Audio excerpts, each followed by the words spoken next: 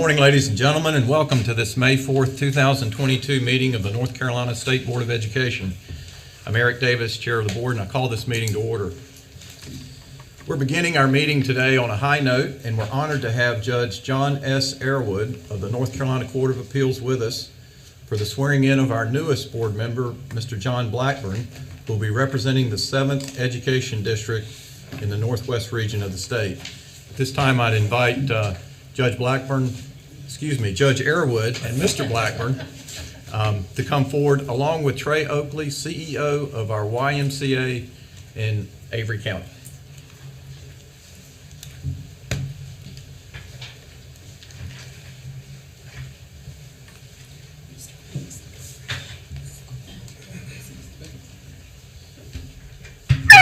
Take the oath. Place your left hand on the Bible, raise your right hand. Do you, John M. Blackburn, solemnly swear that you will support the Constitution of the United States? Okay. And do you further swear that you will be faithful and bear true allegiance to the state of North Carolina and to the constitutional powers and authorities which are or may be established for the government thereof, and that you will endeavor to support, maintain, and defend the Constitution of said state, not inconsistent with the Constitution of the United States? And do you further swear that you will well and truly execute the duties of your office as a member of the State Board of Education according to the best of your skill and ability, according to law, so help you God? I do. Congratulations. Thank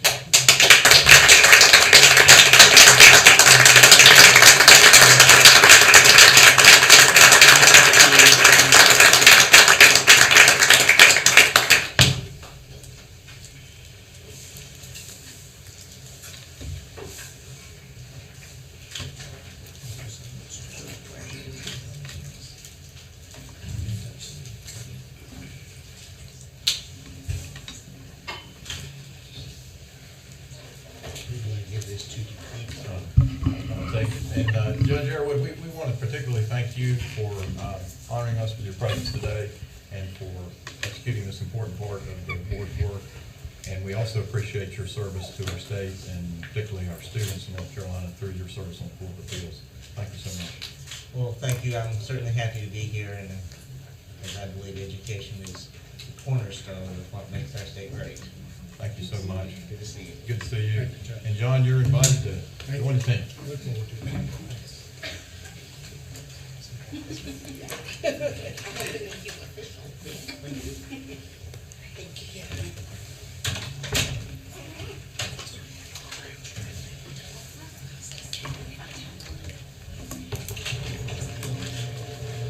And we'll have an opportunity tomorrow to hear from Mr. Blackburn during our official meeting date, but thanks for joining us. The month of May is a time of celebration and recognition, and the week of May 2 through 6 is Teacher Appreciation Week. Actually, I think every week should be Teacher Appreciation Week, to be honest about it.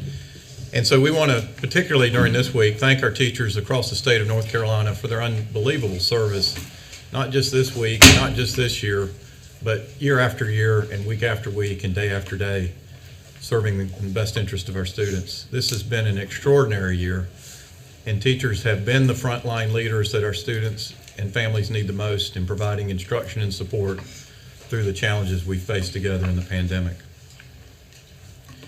In a similar vein, I'd also like to express the board's appreciation to two of our DPI leaders, Dr. Catherine Edmonds and Dr. David Stegall, for their service to the North Carolina Department of Public Instruction and their service in districts across the state, to students and staff supporting those districts and charter schools across our state.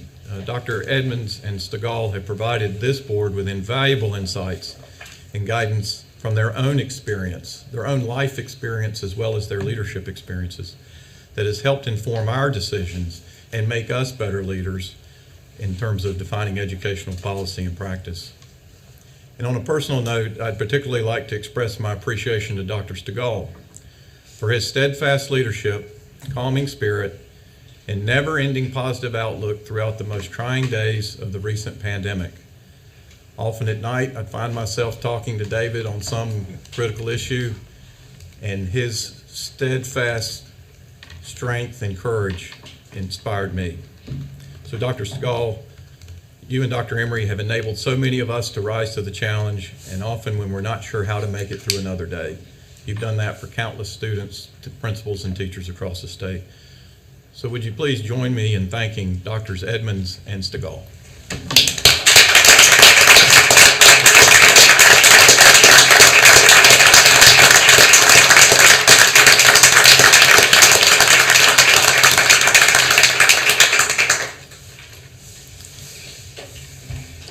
And on a bit of a somber note, we want to express our condolences to the family at Millbrook High School, particularly that of Principal Dana King, who recently passed away. We know this is a great loss for Wake County schools and to the students, staff, and families of Millbrook High, and our prayers are with you. Over the last few months, the superintendent and I, along with Ms. Stover, have had the pleasure of working with a talented and dedicated group of education colleagues on the Huntley Commission.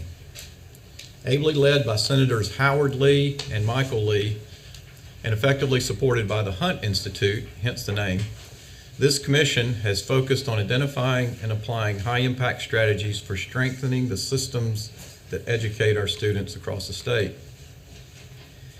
The initial result of this commission's work is in the form of 3 categories and 16 initial recommendations, and I'll read them briefly.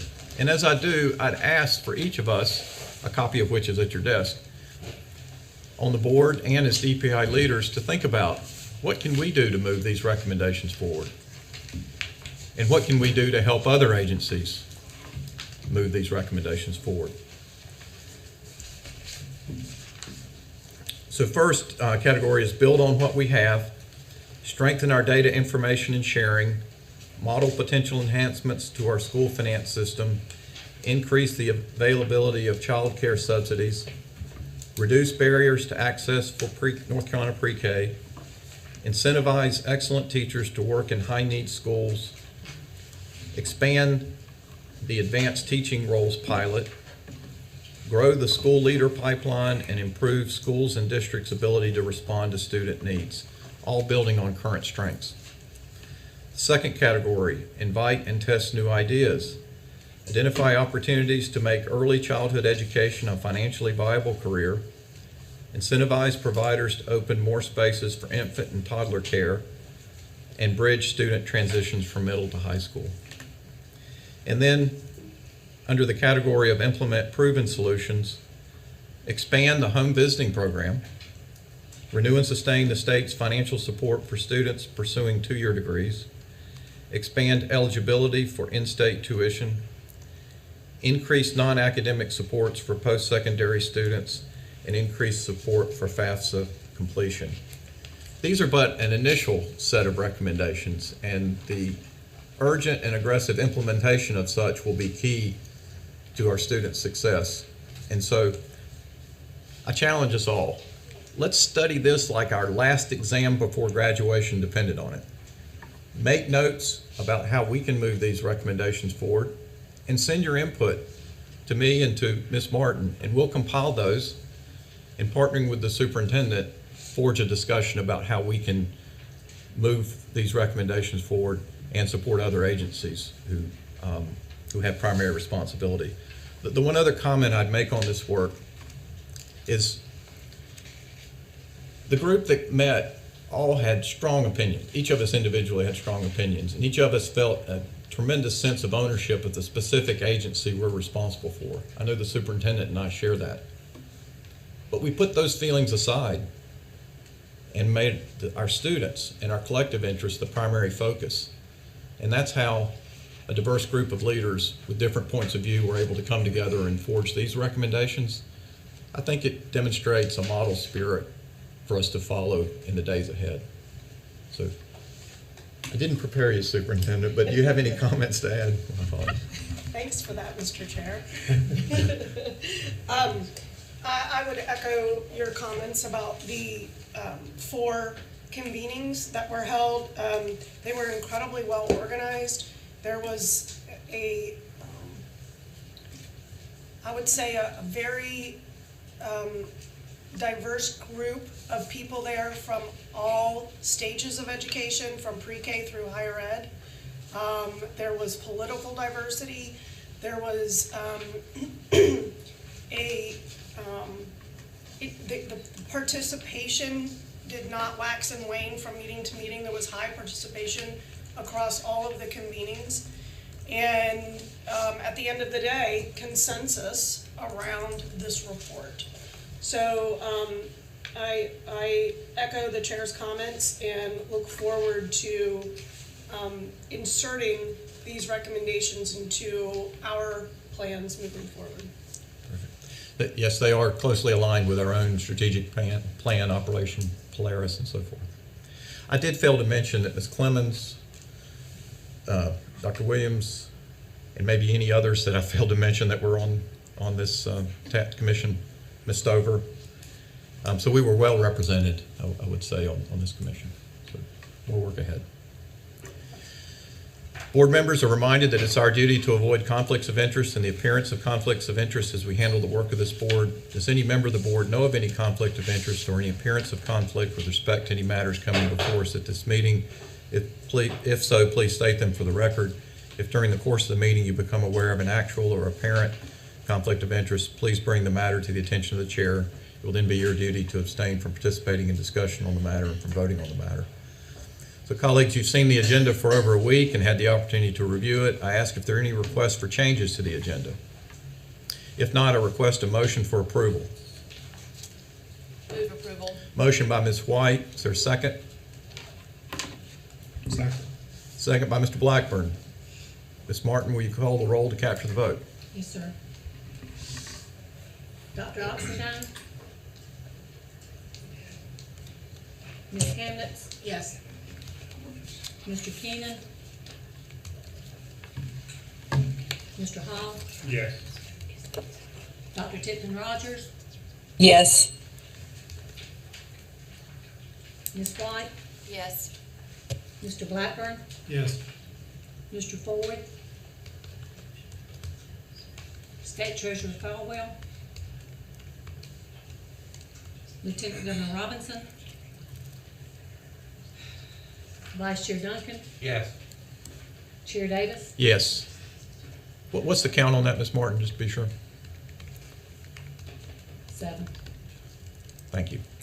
Motion carries. We have an agenda. We'll proceed to our committee meetings. I recognize Ms. Jill Kamnitz, Chair of the Student Learning and Achievement Committee, for our initial committee meeting. Ms. Kamnitz. Thank you, Chair Davis. I share the work of this committee with my colleague, Dr. Olivia Oxendine. And today, as we often do, we're starting off with an item of new business consisting of an early literacy update by Ms. Ryan.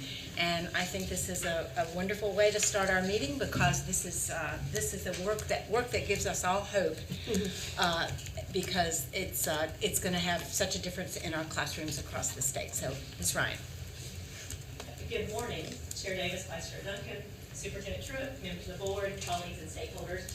I have a lot of information today packed in here, so I'm going to stick to the script, so make sure I don't confuse anyone. But thank you for providing time for us to present the early literacy update and what's going on in North Carolina. I'm going to start with celebrating our districts, and keep in mind on this slide, you'll see all of the participants that are included in the current contract for North Carolina's LETRS professional development. 100% of all North Carolina districts are now either participating in LETRS professional development or scheduled to begin effective July, including cohort 3. The contract was signed in August, so we started our first kickoffs in September, and we completed this process in 7 months. 100% of cohort 1 districts will have completed their LETRS admin and early childhood training by the end of June. 98% of those districts will have completed the first volume K-5 of LETRS training by June. The other 2% took advantage of the extension until August, but they're still on track. They're all on schedule to complete volume 2, the final volume next year for K-5. Cohort 2 came in on fire. The earliest kickoff was in January, yet by June of 99%, these districts will have completed their LETRS admin training. So already, Cohort 2 is closing some gaps. They were catching up with Cohort 1. Johnson County's early childhood will also be finished by June. 98% of the districts will have completed K-5 LETRS units 1 and 2, so half of volume 1 already on track by June as well. Cohort 2 understood the assignment, they compliments of Cohort 1 leading the way. So where do we go from here to sustain this work? And you'll see on this slide, this is, if you'll recall, every school was asked to identify a school leader, coach, or champion to help sustain letters at the school level. One of the reasons this is essential is supported by the information shared here by Joyce and Shower's research related to the impact of coaching. If we only have Alexia training, the letters training, it would only have a 10% impact on knowledge, 5% impact on skill, and no impact on practice or application in the classrooms. When we add in the modeling, some of what happens within the training, these percents will increase to 30%, 20%, but yet again, no application. When educators implement the bridge to practice activities within letters, on the previous slide required in the training, we would jump as high as 60% with only 5% application on the application. However, follow-up coaching impacts the overall total to 95%. Practice is essential for success, and it must be more than a sit and get where you attend a training, tell the presenter thank you, and head back and figure it out on your own. Note that the average teachers require at least 20 practice instances to master a new skill. So I'm sure you've heard about all the Mississippi coaching model and what that looks like, but do you understand the difference between Mississippi and North Carolina? Beyond our implementation timeline and the pace of deployment, there's a huge discrepancy in our current model. While the number of school districts is not a vast difference, the major differences show up in places, such as Mississippi's currently has 95 schools they're serving with 56 literacy coaches. North Carolina is serving 1,323 schools, but we have 6 yet to be time-limited FTEs to hire. We believe the Joyce and Showers research will lead, with the research we just saw, it's going to lead to minimal impact for our students and ultimately impact the classroom. So where do we go from here? The next slide, we've worked on a tiered coaching model to support from the state to the school level. Our 16 consultants will continue to serve at the regional and district levels. The 6 time-limited FTEs will spend the majority of their time leading letters PD training to support the turnover and transition when we continue to have questions asked there and ultimately increase training capacity without relying so much on a vendor. Similar to Mississippi's 56 coaches, we're proposing that our model include 115 early literacy specialists. This will allow every district to have a high-quality representative to attend virtual or in-person meetings monthly led by the Office of Early Learning as we continue to provide ongoing supports and resources for aligned and effective district and school implementation practices. This individual would also be included as part of the district's current academic or literacy team to share information and collaborate to determine how it will be filtered to each school through the training of coaching leaders, coaches, and champions at the school level that I referred to earlier. So each role in the next slide there you'll see is defined at each level as a reference with the numbers. On the next slide, you'll see we've also developed a similar model for the early childhood friends to ensure we don't leave them out with support. So we started developing resources that will help as a reference all the way to the school level. It's a work in progress, but we have an amazing team with a wonderful group of stakeholders who don't mind sharing feedback from a practitioner's lens. This slide is an overview of one example, but what you don't see here is that each of these areas and the teacher level support is broken down even further for schools for the coaching process. Additionally, we're working on specifics related to what does observing phonemic awareness look like, what does phonics look like in a classroom, walkthrough tools for every literacy component. We're also working on self-assessments for school and district supports so we can identify gaps and growth over time. Needless to say, it's the tip of the iceberg. When we first considered how this would be funded, we shared that the 115 would be current district employees selected by the district leaders. This was the only option with our current funding. We could cover that with $1.7 million recurring. We shared this in our letters, the district PLNs that we have, with our CAOs, and finally with a few superintendent and principal representatives through NC CASA and NC PAPA.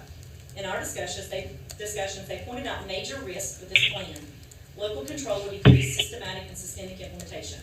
These positions would also still have discretion, be at the discretion of the district, and even more important, and in reality, we're asking overworked staff to take on another full-time job. So now what? So based on feedback from our stakeholders mentioned earlier, we heard a resounding message. We really need an additional full-time person to lead this charge. Districts are serious about making an impact. This showed up in their literacy intervention plans across the state. As a result of feedback, we're advocating for our districts and proposing that 115 early literacy specialists be NCDPI educator in residence based in the districts to align implementation across North Carolina, similar to the Mississippi model. The total recurring cost will be approximately $14 million. We're proposing this ask to be considered for short sessions so we can begin planning as soon as possible and communicate with our districts as they continually inquire about sustainability planning. We're also including an ask of the current 7 FTEs that are time limited be recurring, and we have 1 per region with a coordinator to help lead this. We did receive a request to potentially consider providing a coach for every school. However, that would be a total recurring cost of $133 million. Many districts already have coaches and specialists in place to align the literacy work or receive funding to consider adding positions as needed. With these positions, we're able to support core implementation and also help prioritize our low-performing schools in many districts. The Office of Early Learning recently had an opportunity to work closely with district and regional support, IABs and EC, or exceptional children, to determine how we can maximize our resources to develop a comprehensive support plan related to early literacy. At the core level, every district would receive the ELS, that early literacy specialist. Those positions would not only focus on aligning science of reading, but they would also help focus and target low-performing schools with support. That's indicated on this triangle with an L because they're in the districts, in the schools. Since the Office of Early Learning Consultants don't have the capacity to serve at the individual school level, that's noted with an R, that's regional and district support. If a district or school has supplemental needs approaching the low-performing status, we could also layer in our training from IABs and EC consultants. It's not that they can't be helped or start utilizing them as well in the core model or the core layer. Like Office of Early Learning Consultants, due to capacity, they would be available for training at the district or regional level. However, the layered alignment would be powerful as we work together to support the continuum of Gen Ed through EC through the MTSS lens. And lastly, if a school is low performing at the intensive level, they would receive the most intensive support from the previous levels, as well as, and alongside of, our CARES model with district and regional support. Utilizing consultants for aligned training is needed, and then the more aligned the supports are, the greater the impact on our districts and schools. Recently, Dr. Martin and I were able to go through each of the 101 most at-risk low-performing schools and districts to identify the specific targeted needs and where we could use ELS to support the work of DRS to rally around our low-performing districts and schools, specifically aligned to literacy coaching.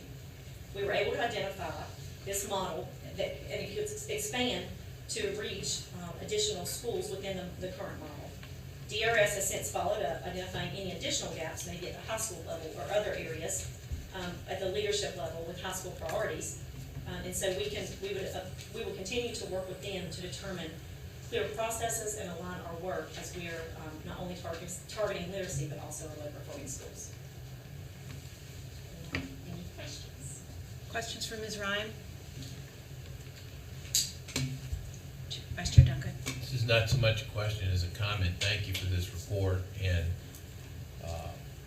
what you have now suggested to us that we support for a legislative agenda would bring us in line with the Mississippi plan that has been lauded in several areas for being very successful in improving the literacy of students there. And I think, not to speak for anyone but myself, very supportive of that request so that we can get that alignment and get to a place where the literacy improvements that we're seeing there, that our children can enjoy those and perhaps even more. So thank you. The work is being done.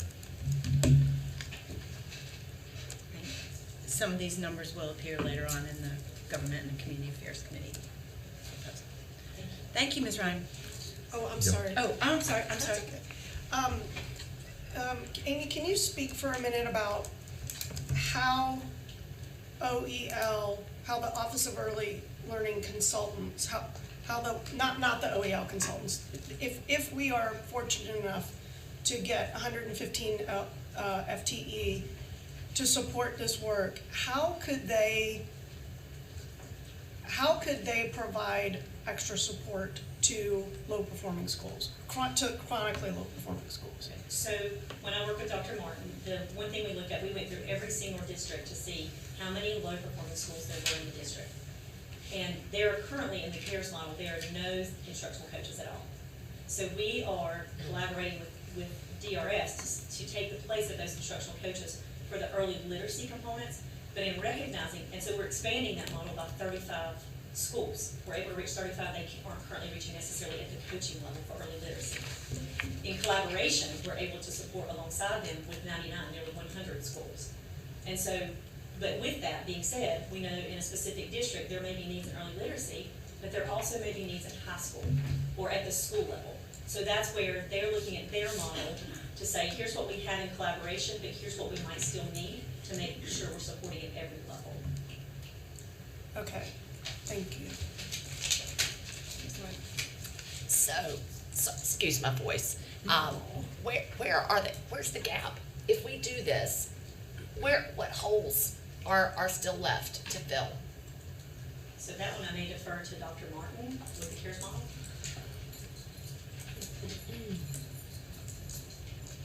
Hello all, good morning. So what we did, we looked at the 181 low performing schools that have been low performing since the law changed in 2015 and 16. So, thanks to this proposal of 115 literacy specialists inside the schools, this gives us a chance to partner and support at the classroom level. We still need to support at the district level and at supporting the principal. So that is our model. And working with Dr. Ryan, we realized that our models were quite similar with supporting at those three levels: the central office, the principal's office, and the classroom. And so that gap still remains. We will still need to support in those two areas based on what we came up with. If you're talking about our model, or building our model. I am, and I'm just thankful to hear the conversations that talk about overlap and working in collaboration with one another towards the common goal. So it's refreshing to see that you're making sure that that both departments are looking to maximize the use of our resources for the greatest impact on students. So. And let me just say, working with Dr. Ryan, it wasn't her mission, it wasn't my mission. We all are trying to make sure students have a sound basic education, and so that's what we talked about, and it was great collaborating with her, so I'm appreciative of the award. Other questions? Thank you, Dr. Martin. Thank you, Ms. Ryan. So moving on to action on first read, we have SLA 1, which is the North Carolina State Board of Education appointments to the Council on Educational Services for Exceptional Children. Ms. Thomas. Good morning, Chair Davis, Vice Chair Duncan, Superintendent, and all board members. It's a pleasure to be here today. You do have before you the request for our council membership where we have some vacancies. Excuse me, as you're aware, the council consists of 24 members, and members are appointed by the governor, the president pro tem of the Senate, the Speaker of the House, and the State Board of Education. And so I'm coming before you today with some of the vacancies that we have that we are asking your first approval for or recommendations for, and then we have some gaps that we would like to request some assistance in filling as well. We have several vacancies that represent the parent of a child with a disability, and that makes up over 50% of the membership of this council.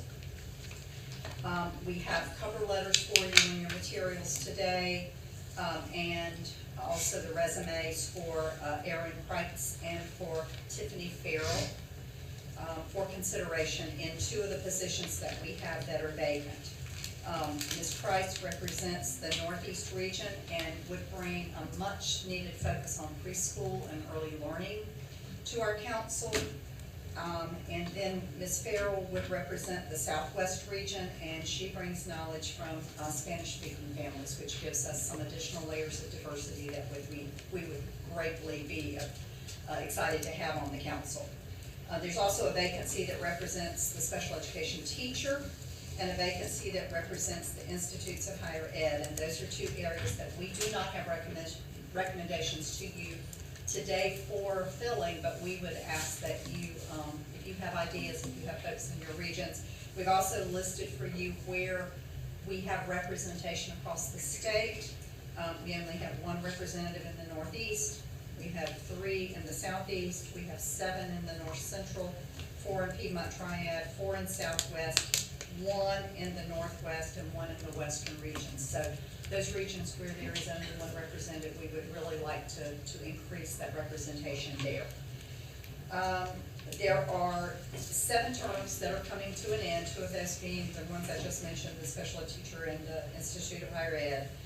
We have 4 members that are eligible for a second term of 4 years, and they have agreed to fulfill a second term. And so we are asking for recommendation of the approval of the 2 that I just mentioned, Ms. Kreitz and Ms. Farrell, as well as Kristen Hodges, Christy Grant, Anthony Baker, and Amy Combs.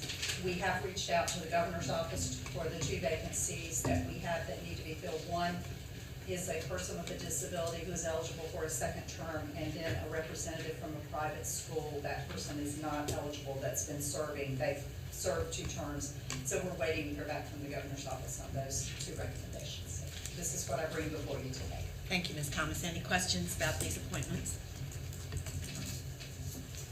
Thank you. Thank you.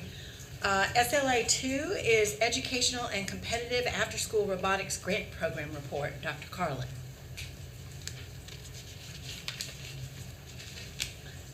Good morning, Chair Douglas, Vice Chair Duncan, and Superintendent Truitt. It's nice to be here with you this morning. I come to you to ask permission to share the JLOC report for the after-school robotics, competitive after-school robotics grant. We have it open right now in CCIP. It opened on April 1st and will close on May 15th. We will convene a group of reviewers to look at all of our applicants, and we will bring the recommended awardees to you in July and disperse those funds in August. At this time, we have approximately 40 applicants in the system. And so we just ask permission to share that report. Any questions on this program? Hearing none, we will hear more about this in July. Great, thank you. Thank you. Let's see. Finally, for early action on first read, SLA3 Standards Review, Healthful Living K-12 and Science K-12. Dr. Hempel-Joseph. Good morning, thank you so much. Good morning, Chair Davis, Superintendent Truitt, all the esteemed board members and those gathered today. I'm very excited to elevate the permission to begin the Healthful Living Standards and Science Standards for review, revision, and implementation. As you will remember, we did come before the board about a year ago to ask for permission. However, we stopped that process in order to create the internal procedures manual, which will now guide and govern the manner in which we approach this standards work. What's really important to remember is that under the legislation SCOS 012, we are asked every 5 to 7 years to be able to look at standards. So today we're elevating that ask and permission to look at not only the healthful living standards and science standards, but also move forward through that process with the new manual in place. It is important to note for historical reference that the last time that the healthful living and science standards came under review and revision was 2010. So we are looking at 12 years in terms of really bringing this data and writing review team to the table in order to ensure that we're creating standards that match the differentiated needs, celebrations, and challenges across our state. Throughout this process, we will also ensure that we understand the responsibilities of an SEA versus an LEA, which is a question that we get a lot of times. With the name change of our division from curriculum and instruction to academic standards, it's important to note that we provide the foundational work and decisions upon which curricular decisions are made at the local level. So it's really important to ensure that along this process, we're bringing together not only representatives across our regions, but those that represent the realities of how these standards will be implemented. In terms of the timeline, we are looking right now at review and revision from May 2022, given that the board approves our permission to start, and we look to wrap up this process by June through July of 2023. This will ensure that we work ahead of ourselves so that schools and school districts will be able to have the new standards as they make curricular decisions and plan their summer instructional planning for the 2023-2024 school year. We're looking at installation for the 2023-2024 school year, and then that will be initial implementation for the fall of 2024. Again, both content areas will be before you every single month in order to provide an update on where the writing and review teams are on that work and to glean feedback and garner questions from the state board. And at this time, I'll open it up to questions. Chair, Vice Chair Davis. Excuse me, Duncan. That's close enough. One of you up there. Eric will probably be bothered by that, but I'm okay. What is the present recommendation for the number of years between review of standards? The present recommendation is 5 to 7 years. However, if you will remember in the internal procedures manual, for different content standards such as computer science, looking at science standards as well, and English language art, every 5 to 7 years would mean that there would be some antiquated information that would be there if we didn't have a quality review process and look at those standards in terms of every year. So right now it is 5 to 7. However, we are asking not only to start this process, but also every year to take a good hard look at ways that we can improve. Well, that was part 2 of the question. What's the right number of years between standards reviews? And does it vary by subject matter? Yes. It does vary by subject matter, and I would say that if we look at the current climate and the fact that we are now in a 24-hour news cycle where digital information is starting to surpass the relevancy of physical information, every 1 to 2 years would be a recommendation that we would put forward in terms of reviews. You have too many non-digital representatives here on this board for that recommendation. I'm kidding when I say that. A lot of human capital to make that happen, but it does depend on content standards. Yes. Yet, to be clear, you're recommending that it's the computer science standards and digital learning that would be every 1 to 2 years. Yes. And I would say that in my time as chancellor at WGU, we were famous for our continual updating of our curriculum in our IT programs that led to industry certifications, because traditional higher ed moved so slowly, which was a barrier for not just employers, but new employees and our new graduates. So it is critical that we are in a continual cycle for those particular standards. Other questions? Dr. Oxendine. Let me turn this my way. Thank you so much for the presentation, and good morning, everyone. My question has to do with understanding the timing of studying, implementing, and installing and implementing the standards. So how many sets of standards are underway, let's say, would be underway in a school district that are in the pipeline for revision? For revision, it depends. So we are just wrapping up the social studies standards, and so they are now in implementation and will be in full installation for this upcoming school year. So at any given point, a school district can have between 2 and 3 sets of standards that are in revision and review. And hopefully with this new internal procedures manual, we will have a much better calendar and schedule moving forward so that it is always going to be an iterative process. So it's very important at the local level that curricular professionals communicate what's going on with your standards. It could be science and social studies, or it could be some other dual areas at the same time. Lots of confusion. There are opportunities for confusion, however, we built in communication loops and feedback loops into the procedures manual so that you will have specific groups of stakeholders looking at these standards and providing feedback continuously. Good, thank you. Chair Davis. If I could just piggyback on my colleague, Dr. Oxendine's comments, and I know this is a point of interest for the superintendent because it led to the development of this manual.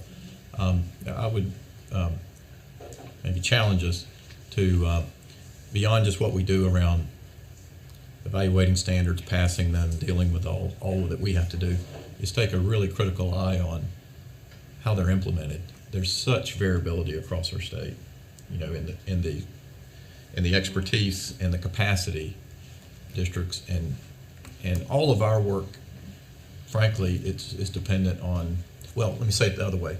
The student's success is dependent on how well they're implemented in the individual districts. And so to the degree we might need to do more to support particular districts and adding capacity, skill, bandwidth, whatever, I think hopefully is part of our program. And that's that because we have so little authority to do that in a way that maybe some of us would like to do. I know Ms. Stover and I have conversations all the time about how can we support teachers in their pedagogy? How can we help teachers deliver lessons that are, how can we help them implement the curriculum that comes from the standards in a way that's more rigorous and relevant for their students? The first step in what we actually have control over at the agency and at the board level is having this manual so that we can prevent districts, the inequities that occur because different districts have different levels of support in implementing new standards. And so we are going to put this manual to the test as we look, Dr. Oxendine, to do two at the same time. We will, Or maybe more. well, we will definitely, what we're asking for today is to start healthful living and science in conjunction with one another. And if I could follow up on that, we also are at work on an external procedures manual, are we not? Or is that, where are we with that? What's the? We are. So alongside the internal procedures manual, to your point, we're also looking at the realities across our districts. When it comes to the curriculum and instruction departments, we have some districts that have robust departments of 25 to 50 people who are dedicated and devoted to teaching and learning. And then we have met with districts across the state that have one singular individual who are responsible for all the curriculum and instruction, beginning teachers, professional development, and that is a heavy lift. The external implementation guide is going to be set the foundation when it comes to the new standards and the resources that are going to support those. Everything from glossaries to crosswalks, looking at national trends and research is a one-stop shop so that across our 100 counties and across our 116 LEAs, we're going to have a really great foundation for them to start looking at implementation across the board that's seamless and equitable.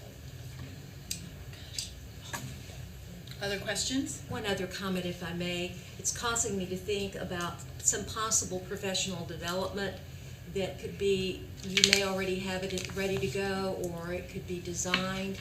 And it would be the nuts and bolts. It would really get down to the nuts and bolts of implementation of standards, not curricula, as over on the side. But it's almost like, how do you retire a set of standards and bring on new standards? And what happens in the process with textbooks and resources, and how are those things retired or curated or whatever? It would be kind of a roll up your sleeves with central office professionals on how to make that happen, because out there in the world of classrooms, we have a lot of teachers confused on, should I be doing these standards, or are those old standards, and, that kind of level of thinking. Suggestion, recommendation, and we'll add that to our body of work. Ms. White? Just to throw an idea out there, if it is already proven that in large districts, we have single individuals managing this work in lots of schools, and if we have very small districts who are scratching for resources and scratching for money to put these people in place, then why would we not allow our smaller LEAs to collaborate together to share funding that would, in a geographical area, that we would unite those resources to share amongst districts to do this work. If we're all on the same page about the work that must be done, we've got to get creative about how we use our dollars for the greatest impact. So why couldn't we collaborate? Why couldn't we share? Unite 3 or 4 small districts and hire a couple of people, mingling those funds together.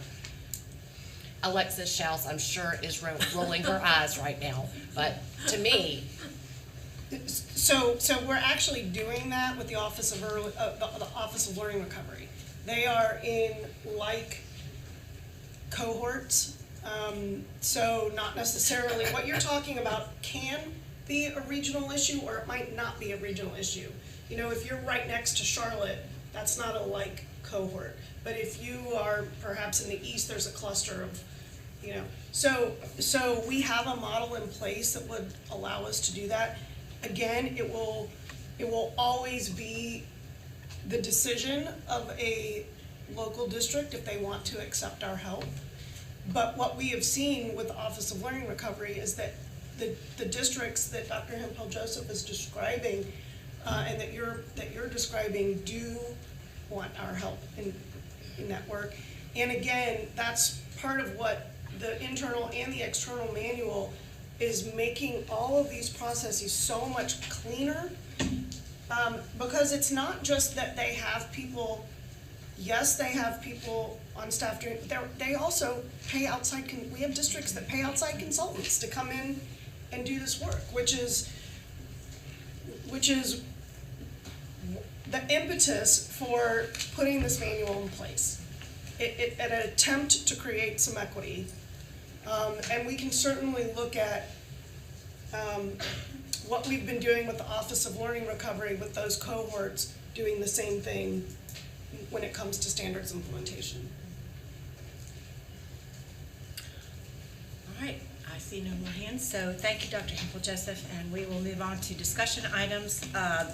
SLA 4 is our annual report from the State Advisory Council on Indian Education, and I believe Dr. Locklear and Dr. Silver are going to present this today, or just Dr. Locklear, I'm not sure. Dr. Locklear, are you there? Yes, good morning. Good morning, Chair Davis, Vice Chair Duncan, Superintendent Truitt, State Board members, and all other stakeholders in the room. I apologize that I couldn't be there today. I have another presentation after this one. On behalf of the State Advisory Council on Indian Education, I am pleased to present to you this vital work, the 2022 Annual Report to the State Board of Education. This report is all-embracing and highlights the continued need for educational equity for American Indian students. The mission of SACE is to create a system that engages state policy leaders, public school personnel, parents, our tribal leaders, and communities in providing educational experiences and cultural opportunities that promote high expectations and accountability for the academic achievement of American Indian students, thus preparing students for a globally competitive environment. Our vision is that every American Indian student in North Carolina graduate from academically rigorous and culturally relevant high schools, well-prepared, lifelong learners, globally competitive for work and post-secondary education. This brings us to our 2002 report theme, which is equitable and intentional practices, the healing power of American Indian education.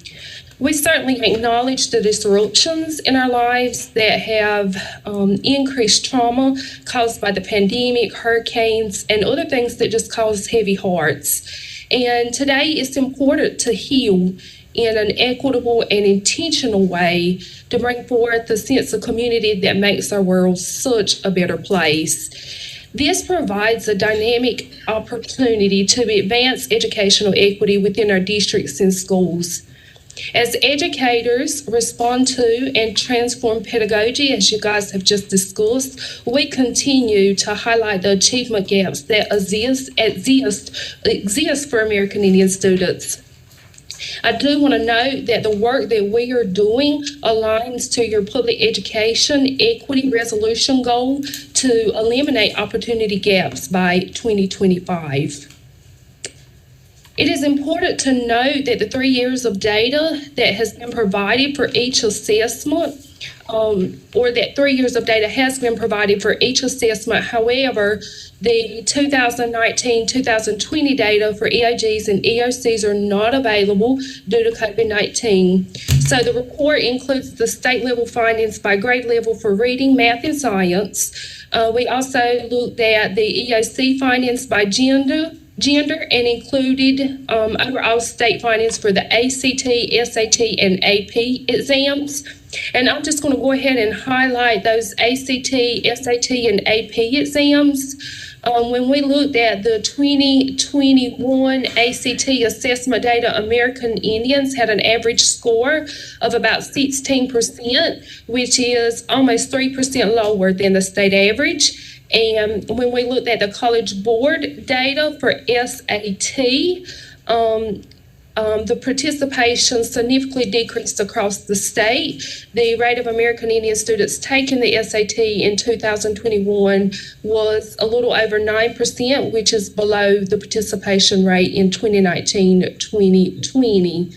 And then as it relates to our AP exams, it increased slightly for all students in the state. However, the number of American Indian students taking AP exams increased by a little, almost 2%. On slide 5, the number of American Indian students demonstrating proficiency on EOG reading and math assessments for grades 3 through 8 significantly decreased, as did all of our subgroups from 2018 to the 2020-21 school year. The overall EOG science proficiency rates for 2020-2021 decreased in both 5th and 8th grade. And then in 2020-2021, the overall proficiency rates for American Indian students decreased in math, biology, and English too. On slide 6, the 4-year cohort graduation rate of American Indian students, which is a little over 83%, trailed all students in the state by a little over 3%. The dropout rate for all subgroups declined significantly during the 2019-2020 school year. While the American Indian population dropout rate has been a long-standing issue of concern for the public, the number of American Indian students who dropped out of high school decreased by 1%. And the report also includes data as it relates to gender. In slide 7, we look at short-term suspensions, and we saw a decrease in those. It is significant to note that much of the year was virtual or hybrid, so the number of short-term suspensions for American Indians, Hispanic, Black, and white students decreased compared to that previous year. Thank you for allowing me to review that data. So given the data, SACE continues to support our 2021 SACE recommendations, which are included in the appendices. I would ask that you please make special note of Appendix A. In Appendix B, we include the circles of reflection completed by Dr. Priscilla Maynor and her team, which included DPI senior leadership, SACE members, educators, and tribal leadership. The report highlights 3 priorities, which are effective teachers and leaders, native culture and language, and tribal consultation and sovereignty. In Appendix J, we bring attention to American Indian mascots that continue to exist in North Carolina. The updated information revealed that 34 schools still have American Indian themed mascots or logos. SACE does believe that this type of imagery is detrimental to the development of positive self-images among American Indians and harmful to the ways in which the American Indian community is perceived by non-native students and staff. Again, this recommendation aligns to the equity resolution passed by the State Board of Education. In Appendix K, SACE provides guidance for the elimination of mascots in North Carolina public schools as a pathway for moving forward. This quantitative data of the report brings us to our 2022 recommendation. Priority 3 from the pilot is that of tribal consultation and sovereignty. And this, I do want to make special note that this particular recommendation was raised in the circles of reflection, which again included DPI senior leadership. So our recommendation this year is that as part of the North Carolina State Board of Education vision for opportunity equity, support all efforts to secure and establish a department-level position dedicated to American Indian education services and enactment of previous SACE recommendations. This work requires and includes consultation with and coordination across all entities whose missions seek to improve educational opportunities for American Indian students. This recommendation is consistent with requirements that are secured by the Every Student Succeeds Act, which requires collaboration and consultation with districts, tribes, higher education, state organizations, and of course, the Department of Public Instruction. On slide 11, we have highlighted the 2022 recommendation. However, we do continue to consider our 2021 approved recommendations as paramount. We definitely want to support measurable progress toward these SACE recommendations, the roles and responsibilities for this dedicated position, which would include consultation and collaboration with the North Carolina Public of Instruction and across the various other organizations, included but not limited to the North Carolina Commission of Indian Affairs, the North Carolina Department of Administration, of course, SACE, institutions of higher ed, tribes, and our local education agencies. So again, we do bring attention to these recommendations and the significance of bringing about measurable progress. Again, those recommendations are also aligned to the State Board of Education Equity Resolution goals.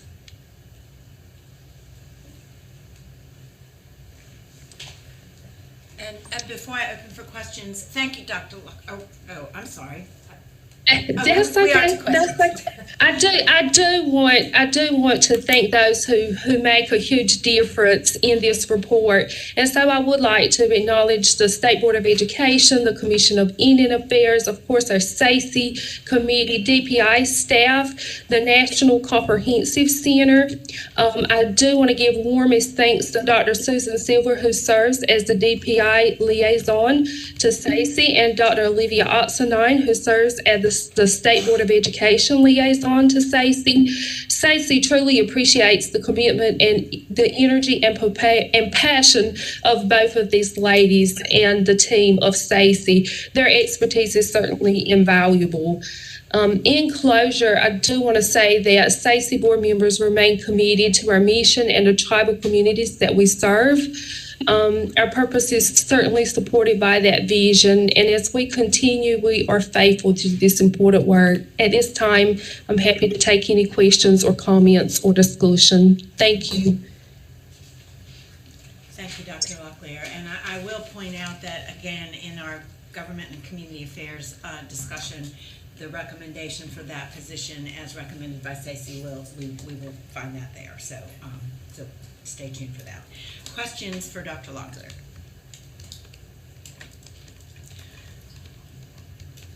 Of course, you know I'm going to say something.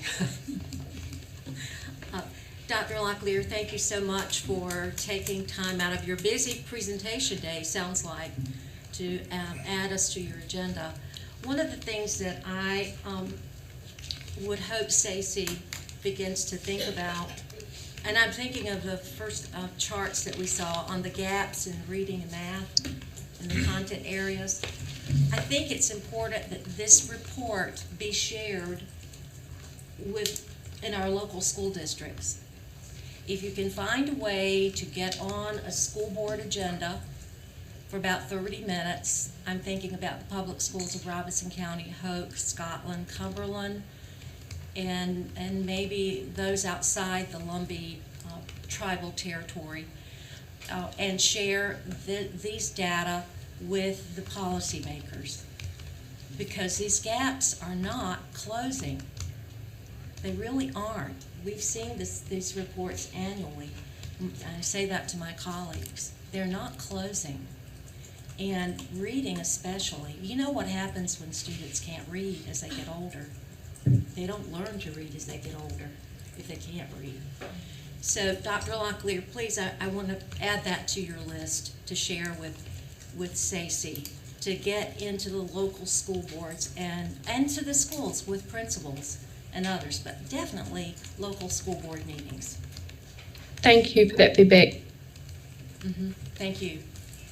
And to your point, Dr. Oxendine, this report just doubles our commitment to addressing those gaps Absolutely. as it's reflected in our strategic plan. Thank you, Ms. Kamnitz. So thank you. Any other questions before we move on? All right, moving on to SLA 5, which is the proposed new State Board of Education policy local testing report. Dr. Howard, and we are running a little late, so I think this one we could probably be pretty brief. Absolutely, always a pleasure to do that. So this item is in relation to the local testing report, which is a requirement for our school districts every year to submit the number of tests and their variables related to that on those locally administered assessments. Every 2 years, any local district that exceeds the state average is required to do a plan for how they are going to reduce those averages for the number of tests and the number of hours administering those tests, so it is more aligned with the state average. There is a provision in the law that the state board may waive the requirement to do that report if significant progress has been made by the local district to reduce the number of tests and the number of hours. The state law did not define what significant progress was, and that is what this proposed policy does. And what we are recommending after consultation with our psychometricians is to indicate that significant progress is reducing within one standard deviation of the state average. And if that were to occur, then those districts would not have to submit a report on how they are reducing to the State Board of Education. So, thank you. Thank you, Dr. Howard. Questions on this item? Thank you, Dr. Howard. Thank you. SLA 6 is the 2023-24 Career and Technical Education Course Inventory and Essential Standards, and I think this is Ms. LeMay. Yes. Thank you. Good morning to you all. Chair Davis, Superintendent Truitt, and Vice Chair Duncan, and distinguished board members. Thank you for allowing us to update the board on the Career and Technical Education Course Inventory and Essential Standards. CTE has been working very hard to continue much of the work started in 2018-2019 as the U.S. Department of Education and the Office of Career, Technical, and Adult Education required each state to develop a new state plan for the Strengthening Career Technical Education for the 21st Century Act, also known as Perkins 5. To recap our work over the last few years, 2019-2020 was a year of transition from Perkins 4 to Perkins 5, and during this time, CTE set performance indicator baselines, we built career pathway programs of study, we built the comprehensive local needs assessment, and set credentials as a measure of program quality. In addition, we developed and infused the Big 6 essential employability skills. School year 2021 was year 1 of the full Perkins 5 implementation, and thus we are in year 2. Career and Technical Education adjusted our timeline of producing the CTE course inventory and essential standards from fall to spring to better meet the needs of PSUs as they prepare course registration materials in early to late fall of each year. The course inventory and essential standards document that is presented today is for the 2023-2024 academic year. This will give locals an entire year to plan going forward, and this is something that they have asked for repeatedly over the past couple of years. In your board materials, you have received an edited, very messy looking strike-through copy of our proposed CTE course inventory, as well as a summary of changes. Over the next several slides, Robert Van Dyke, our section chief for curriculum and assessment, will provide a highlight of these changes for you.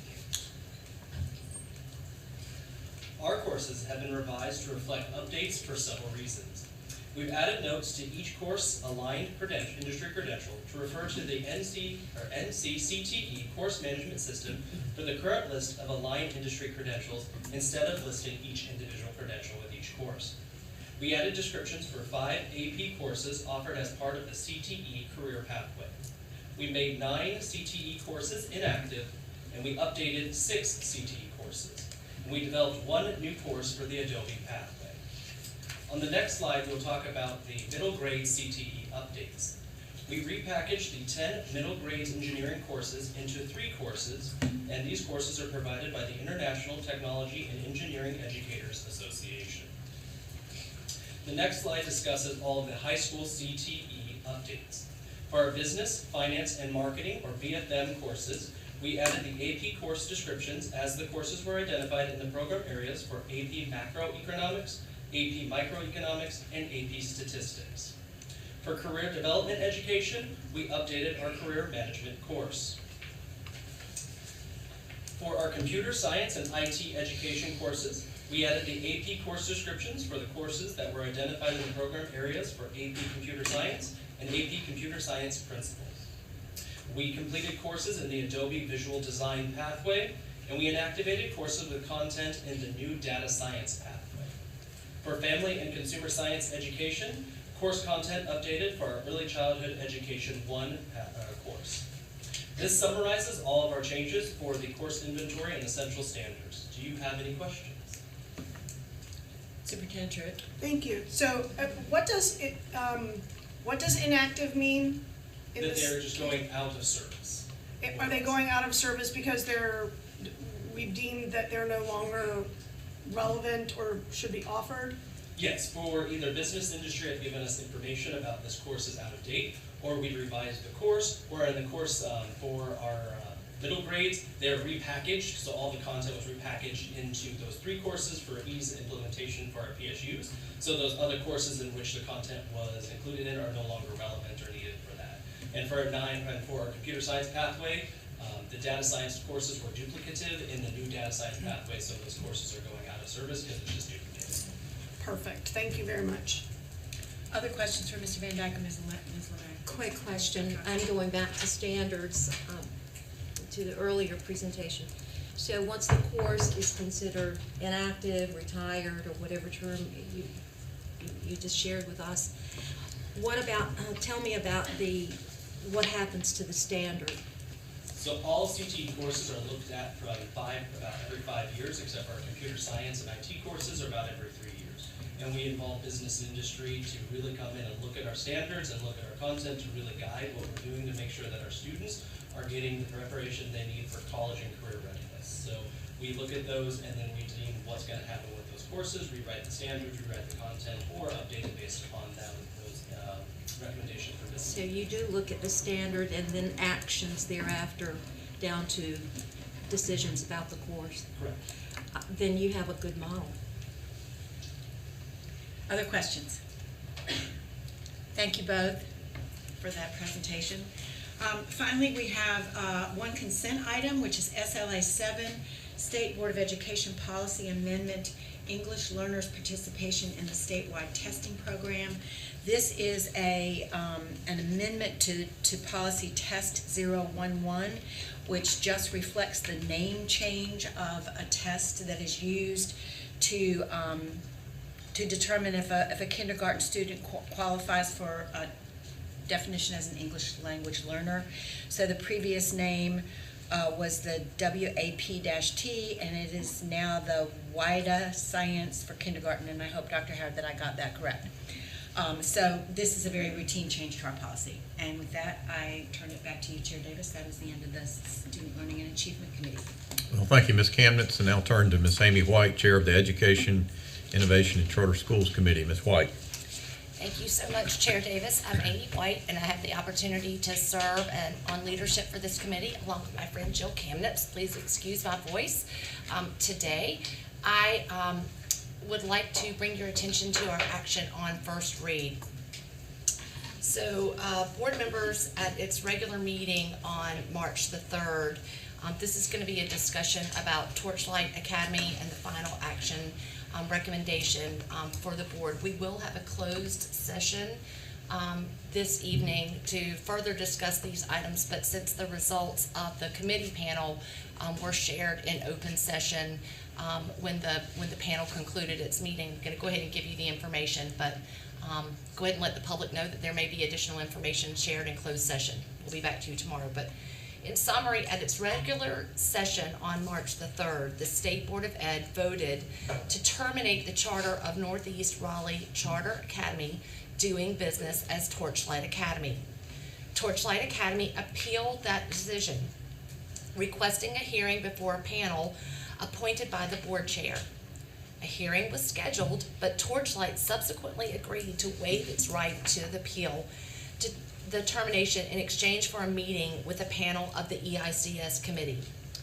Instead of contesting the state board's reasons for voting to close the school, Torchlight asked for an opportunity to present evidence of the subsequent remedial measures taken and requests that the EICS committee recommend to the state board that it vote to keep the school open.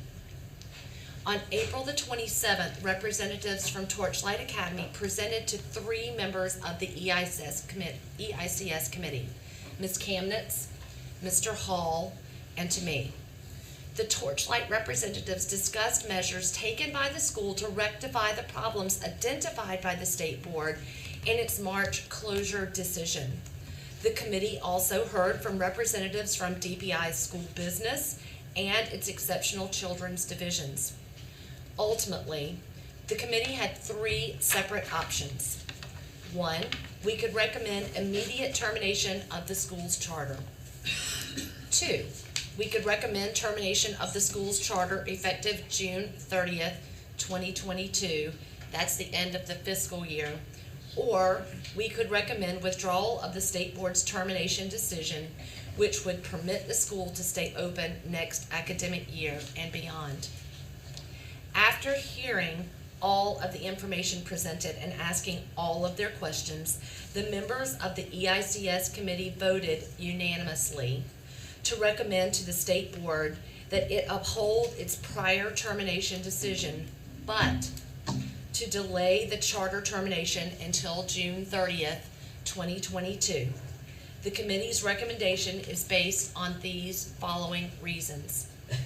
1, ongoing concerns with the current and future financial health of the school. 2, continued concerns with the school board's ability to provide the oversight and leadership necessary to correct the school's contractual, educational, and fiscal mismanagement. And number 3, ongoing significant concerns with the school's ability to meet and serve the needs of exceptional children for both compensatory education and daily instructional delivery.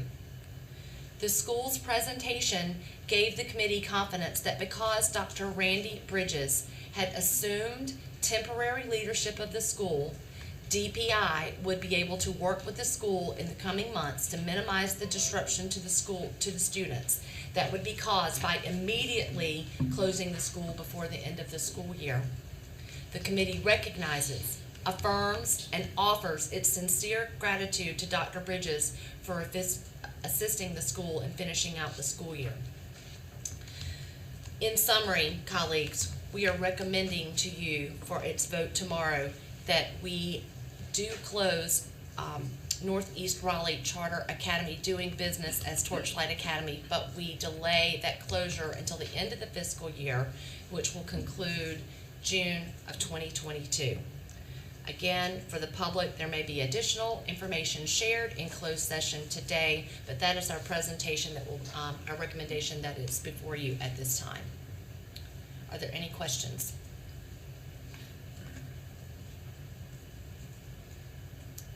Hearing none, we'll move on to EICS 2. This is the SABA, which is known as the School of the Arts for Boys Academy, has come before us to request a grade level projection, and Dr. Dave Machado, if you'll come forward and just walk us through that. We heard this last month as a discussion item. Does anyone have a question for Dave Machado about SABA's request to add 6th grade this year?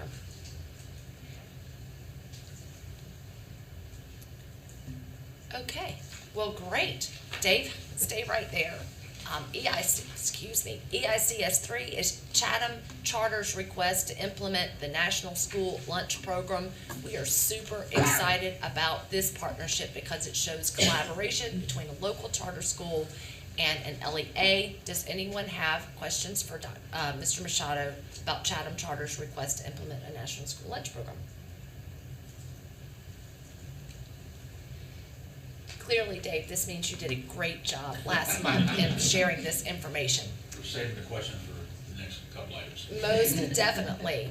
All right, several items for discussion for us today. EICS 4 is the 2021 Charter Schools Annual Report, and I believe Ashley Beccaro is the lead on this report. We lauded Ms. Beccaro during the committee report for her fine work on pulling together all of this data. We're excited to hear from you today. Welcome. Hi, good afternoon. Good afternoon, Chair Davis, Vice Chair Duncan, board members and advisors. My name is Ashley Beccaro with the Office of Charter Schools, and I'm excited to present the 2021 annual report. Each year, our office provides an annual review of the North Carolina charter school landscape to this board. As you can see here, we cover basically everything from charter school authority and oversight to student demographics to innovations and best practices. In 1996, the Charter Schools Act was codified in North Carolina General Statute, and the intent was to establish a system of charter schools that accomplished 6 objectives, which you can see here. These 6 objectives are covered in each charter school applicant's board application process and also through the charter school's renewal process and monitoring processes. The entire concept of charter schools relies on parental choice and demand. If there is no parental demand, charter schools do not exist. So I think it's important to take a look at the current state of charter demand within our state. You can see during the 2019 school year, we had over about 117 students enrolled in charter schools. Despite falling enrollment in traditional public schools during the pandemic, charter schools continued to see an increase. For the 2021 school year, there was over 126,000. And as of this current school year, we have over 130,000 students enrolled in public charter schools. Self-reported data from the state's charter schools indicate that 73% of charter schools have a waitlist totaling over 60,000 students. Of course, I will say that self-reported data means that in waitlist data often means that students may be duplicated on those waitlists, especially in our larger districts with multiple charter school options, although the majority of our counties have only 1 or 2 charter schools. Looking a little bit at charter school authority and oversight, charter school authority lies with the State Board of Education, this board, with the sole authority including the approval of charter applications, the approval of revisions, or what we call amendments to charters, amendments to charter agreements, and the renewal of charter agreements. This board is assisted by the Charter Schools Advisory Board, also known as CSAB, and CSAB is assisted by the Office of Charter Schools. Taking a look at the Charter Schools Advisory Board, CSAB was created by statute in 2013 with 4 express powers and duties. So the first is to make recommendations to this board on the adoption of all rules regarding aspects of charter school operations, so timelines, standards, approval processes, to review applications and make recommendations to this board for final approval of charter applications. And as you know, that has currently been happening over the last few meetings and continues. To make recommendations to the state board on renewals of charters, non-renewals, and revocations of charters, which has also been happening recently. And then to undertake any other duties and responsibilities as assigned by this board. This shows you the composition of our current CSAB board. You can see we have 2 vacancies, a House vacancy and a Senate vacancy. And we have several coinciding end dates for terms that would end in 2025.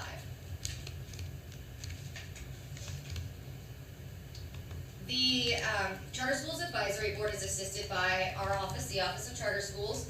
So the Office of Charter Schools is a office within the agency, the North Carolina Department of Instruction. The mission is to sustain the success of quality charter schools through operations, compliance, and support. We are currently staffed with 6 consultants, a shared administrative assistant, and an executive director. The Charter Schools Act stipulated the establishment of our office with staff with personnel necessary to carry out the duties. These are the specific duties that are outlined in legislation. So to serve as staff to CSAB, to provide technical assistance and guidance to charter schools, to provide assistance and guidance to nonprofit corporations or boards seeking to operate charter schools. So that's what we would consider our applications process. To provide or arrange for training for charter schools that have received preliminary approval. That would be our RTO and our planning year workflows. Assist approved charter schools in coordinating services within the agency, assist them with participating in North Carolina pre-K, and in other duties as assigned by this board, or is often the case through legislation. This is our current workflow breakdown. So we have 10 workflows. We have 6 consultants. Those are divided among these 10 workflows. So each consultant leads at least one workflow and then supports several others. In addition, our office supports various work groups and collaborative memberships within DPI. We recently adjusted our workflows with the goal of limiting consultants to 5, no more than 5 workflows I'm sure you can understand why. It just makes it more reasonable. The next slide will show you charter school growth as it compares to staffing. So as I said, we're currently staffed with 6 consultants, a shared admin, and then our director. The figure on the line on the bottom, the orange staffing line, this is actually staffing over time, and it actually includes the average of the month's total staffing for that year. So that includes any admins, consultants, and executive directors, not just consultants. And as you can see, despite a more than doubling of schools, staffing has remained flat, and in some years it has decreased. We currently have 203 charter schools in operation. Some of the report will say 204 because, as you know, up until a few weeks ago it was 204. We have 8 schools slated to open this upcoming fall. We have 12 schools in the RTO process. And then we have our applicant boards that we work with. That average is 33 per year, all of which our office supports. This is a ratio of 1 consultant per 33 schools, charter schools, which isn't really accurate because in addition to the schools we support those applicant boards, we support those training, those schools that are going to be hopefully charter schools. And then in addition, we have a stakeholder support team who supports any parent, staff member, or student from our charter schools that need assistance or call us for guidance. We understand that this board has made a budgetary request for additional charter staff, and we would certainly point to this data and data within the report to support that request. All right. NC Access, this grant team gives you an annual report each year. They also come before you periodically, so I'm going to briefly touch upon the grant program. Our office is currently in its 4th year of implementing the program. We have a 4-person grant team that works solely on the NC Access program and is funded through the grant program and not the previous workflows we discussed. Currently, there are 61 charter schools located across 28 counties that have received subgrants. As you know, the purpose of this subgrant is to better serve educationally disadvantaged students and provide access to high-quality charter schools. Subgrantees, if we look a little bit at impact, have enrolled nearly 1,500 additionally educationally disadvantaged students and increased the racial diversity of their charter schools through the first 2 years of this implementation. They are implementing proving strategies such as providing transportation and lunch services to remove barriers to students, and then also subgrantees must utilize a weighted lottery, which I'll also talk about in a little bit. NC Access implements several programs aligned to the grant's goal, and the core program is what we call their Fellows Institute. There has so far been 153 fellows which have completed or in the process of completing this fellowship, including 5 Restart School fellows who have joined the program from district public schools. We love to see that type of collaboration between district schools and charters. There is also a visiting fellows program. So if a charter school is not eligible to participate in the actual grant program, they have been invited to the Visiting Fellows program, and the purpose is to provide visiting school leaders with a range of experiences to develop the critical competencies needed to work with staff, parents, board members, and the community to provide a high-performance learning environment. At the end of this grant program, the goal is to expand the reach to an additional 40 school leaders over the course of the grant. Another program is the Educational Equity Aspiring Minority Leaders program. The purpose of this program is to recruit, select, and train a cohort of 20 aspiring minority school leaders to prepare for service in leadership roles in North Carolina charter schools.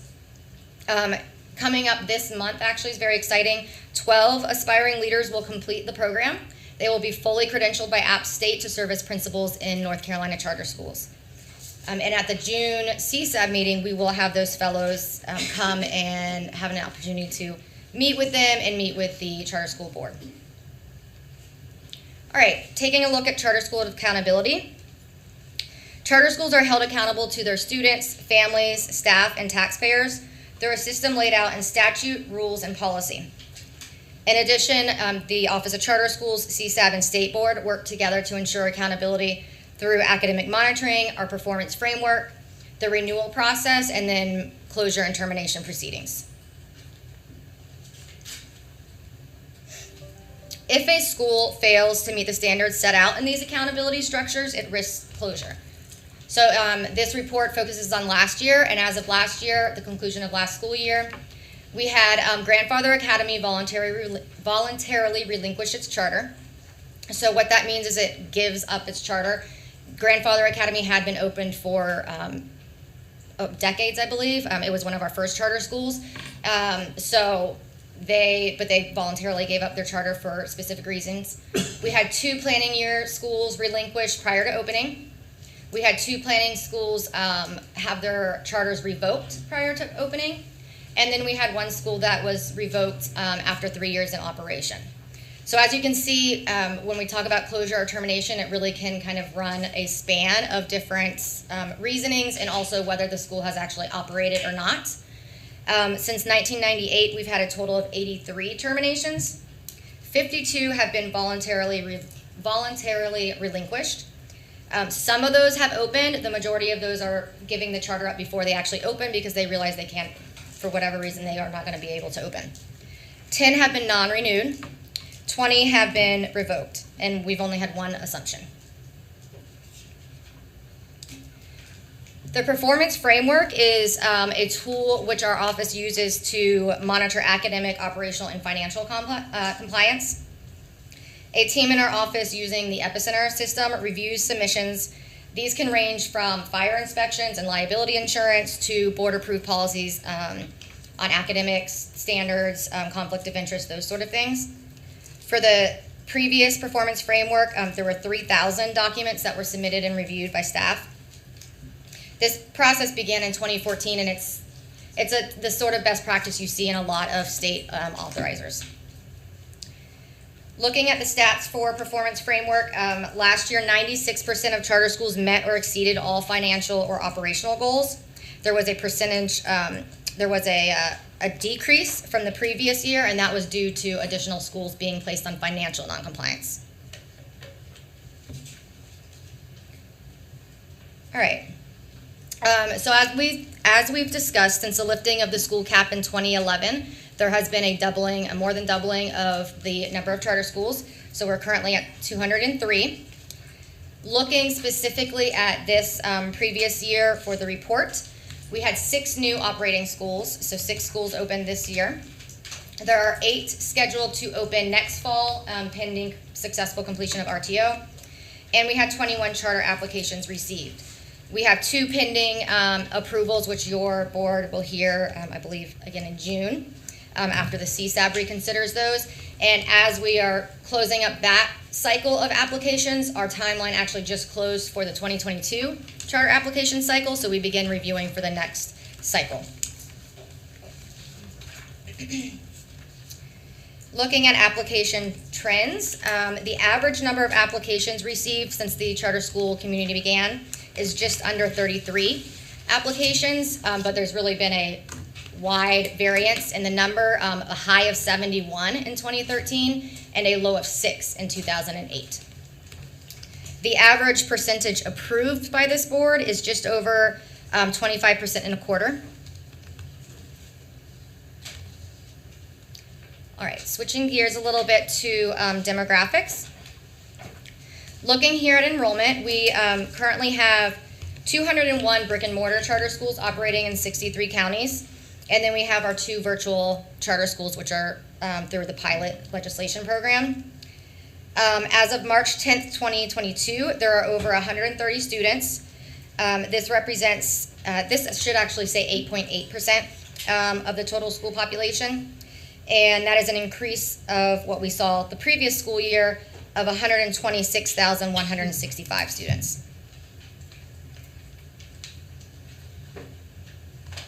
This demonstrates ethnicity and racial data for both charters and traditional public schools for this previous school year. As you can see, the demographics are fairly similar in the state, with the largest difference clearly being seen in the Hispanic subgroup, where traditional LEAs enroll far more. Charters enrolled more Asian students, Black students, students identifying as 2 or more races, and more white students. If we look a little bit into our specific subgroups, this is our percentage of students with disabilities. And over the last 10 years, you can see it's remained fairly consistent around 10%. The state percentage for 2021, the traditional LEA as opposed to the charters, was 12.11%. And if you look back over these 10 or 11 years, that difference is pretty average. It's usually about a 2% difference between charters and traditionals. Looking at English learners, our percentage of English learners has improved over time, but this is much like our Hispanic population. The charters are not enrolling as many as we see in our traditional schools. The state percentage this year is 8.45%.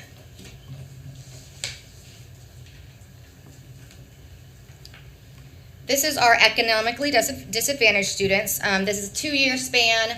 Looking at charters and traditional LEAs, you can see that there was a very slight increase for charters, and then there was a decrease for traditional LEAs.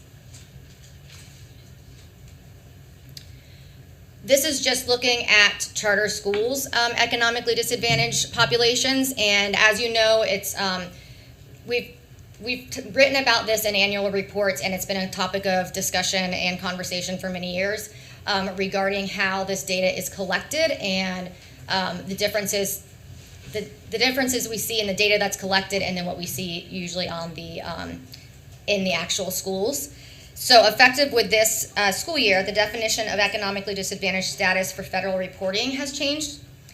This is explained in greater detail in the report itself. There's also an accompanying memo that was put out by the DPI data and reporting group. But in addition to direct certification, categorically eligible students such as homeless students, there will now be an ability of schools to have a method consistent with state or federal guidance for financial assistance, regardless of eligibility in the National School Lunch Program. Those schools can basically report on students that are meeting the economically disadvantaged characteristics or category. And so we don't have any new data for that for this year, but hopefully next year we'll be able to see if there was a difference.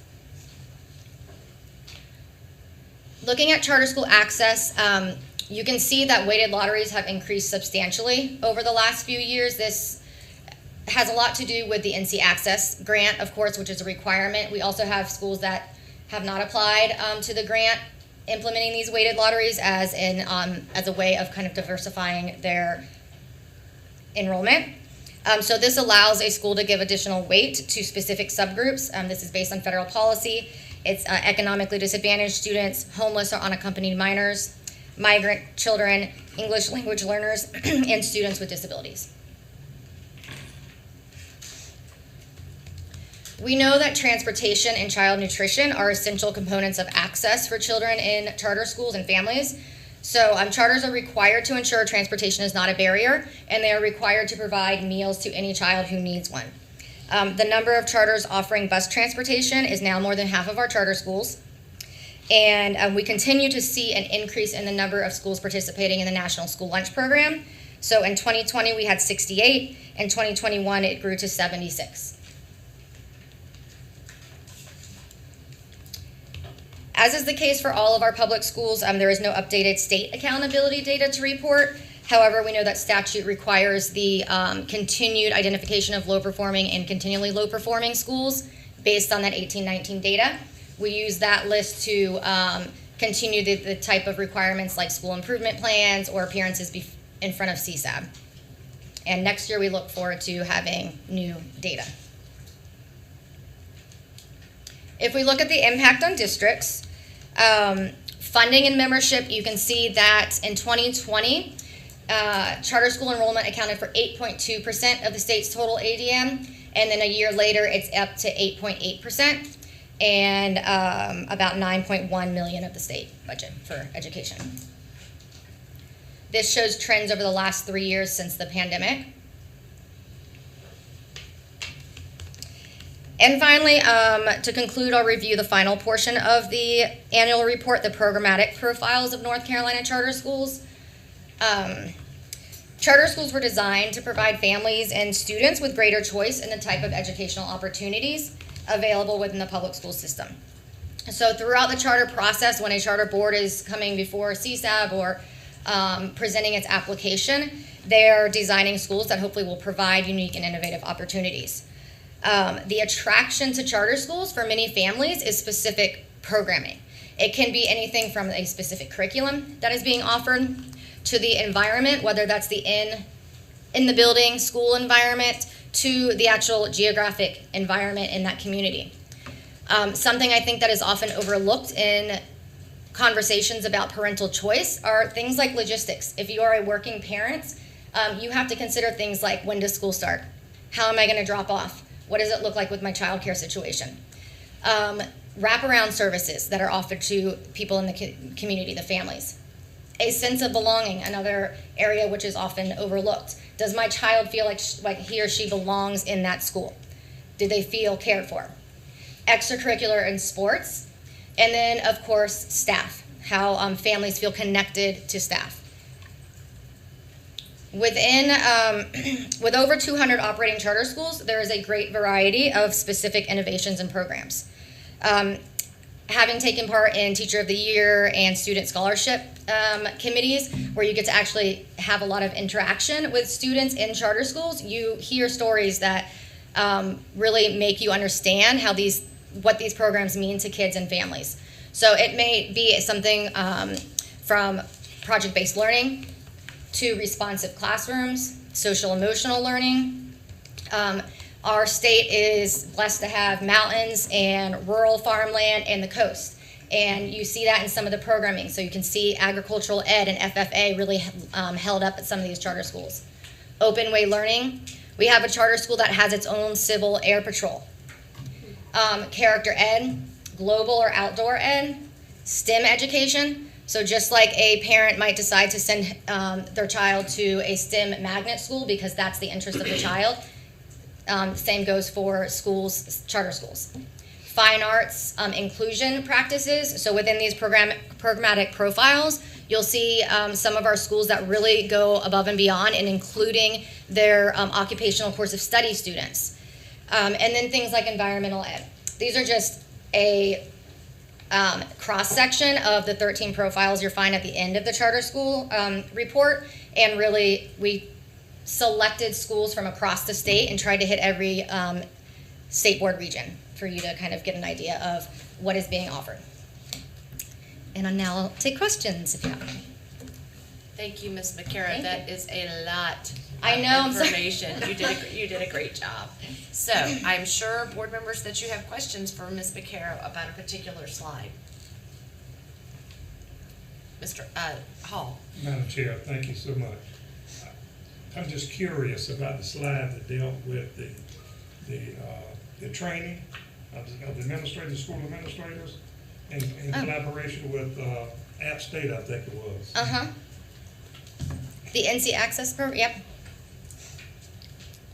That's, I guess I was just trying to figure out, is that a different type of training for the principals there? It's the same that we do in yes, I believe it's the same that would, it's not, I don't know that it's specific to charter schools, but these are minority leaders that want to work in and take leadership roles in charter schools. I think it's 20. Yeah.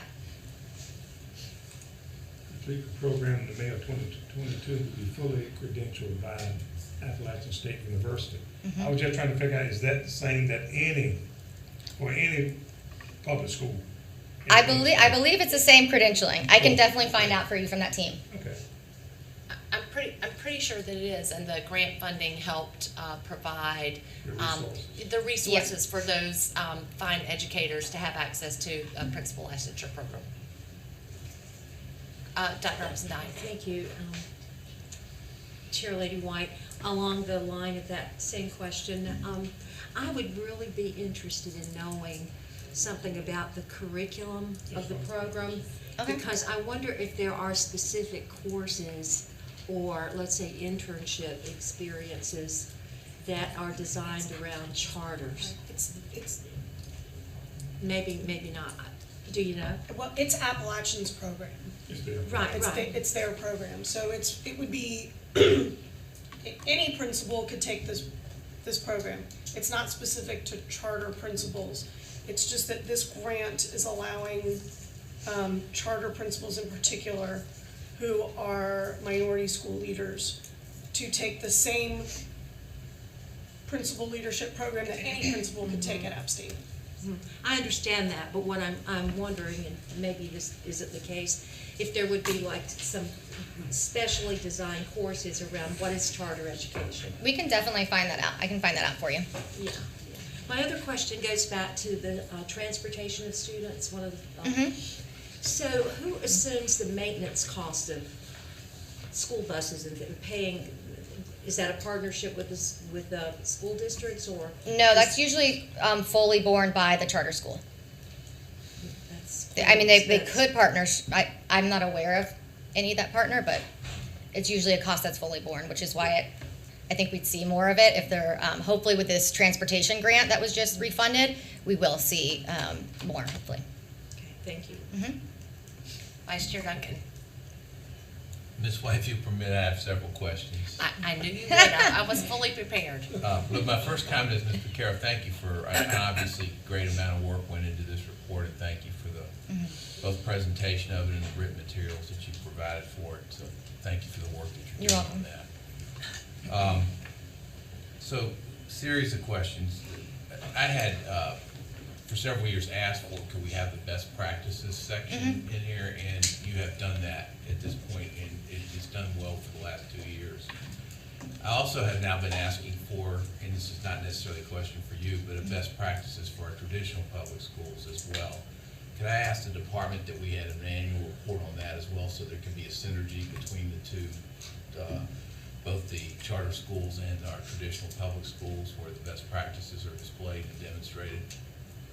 So you would like for the best practices website to be converted into a report? Yes. Okay. To the board, just as Ms. McCarroll's done an excellent job here, and it would not be her, obviously, responsibility. She's got her hands full already with the charter schools work that she's doing. Who would you like to prepare and deliver that report? I would leave that to you, Superintendent, as to who you believe is best situated to do that. But I think it'd be helpful and appropriate for us to get that report on an annual basis as well. Okay. Because this report is helpful to get on an annual basis now, I think.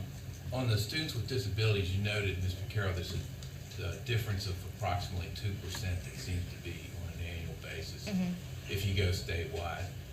Would you agree with me that that 2% differential is those students who are the most significantly impacted for your ECU students, that is your most fragile children that have expenses can approximate $100,000 plus a year?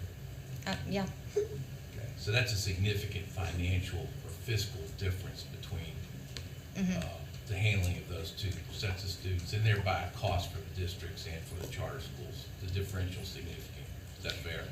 I would say that's fair. I would also say, I obviously don't know the specifics on an individual LEA school level, but I can tell you that our charter schools, something that we've found in looking at them is that the percentages in the actual charter schools can really vary, and that's something that we'd love to look more into, but obviously that requires time and the ability to do that. But we have, I just recently learned of a charter school that has a 30% student with disability rate.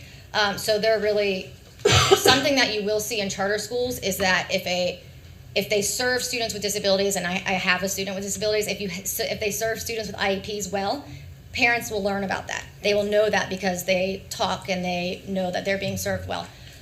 So I definitely agree. Students with disabilities can come with extra costs. There's also, I would say this is kind of a very forest look at it, whereas when you look at the trees, it can really vary. Yeah, I think my point was, if you look at the financial implications for the school or the district, the 2% is not an accurate perception of what the financial differences would be. The traditional districts with the students who are most fragile, who we're so proud to be able to serve, the expenses associated with their services is, as I said, as much as $100,000 or more annually. Correct. Which is different than the students being served in the charter schools in this category. That's fair. Could I ask a question about that? Yeah. So, if the student didn't select the opportunity to choose to go to a charter school, they would still reside in the individual public school unit, right?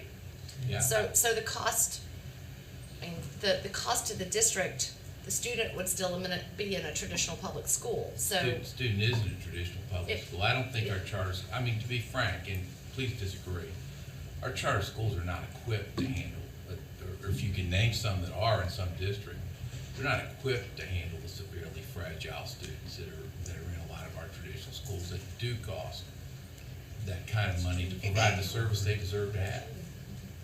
Well, I think there's definitely schools, having worked at a charter school, there are definitely schools that are handling severe disabilities, that one-on-one, children that have severe autism, have severe need one-on-one support, need one-on-one PT, that sort of thing.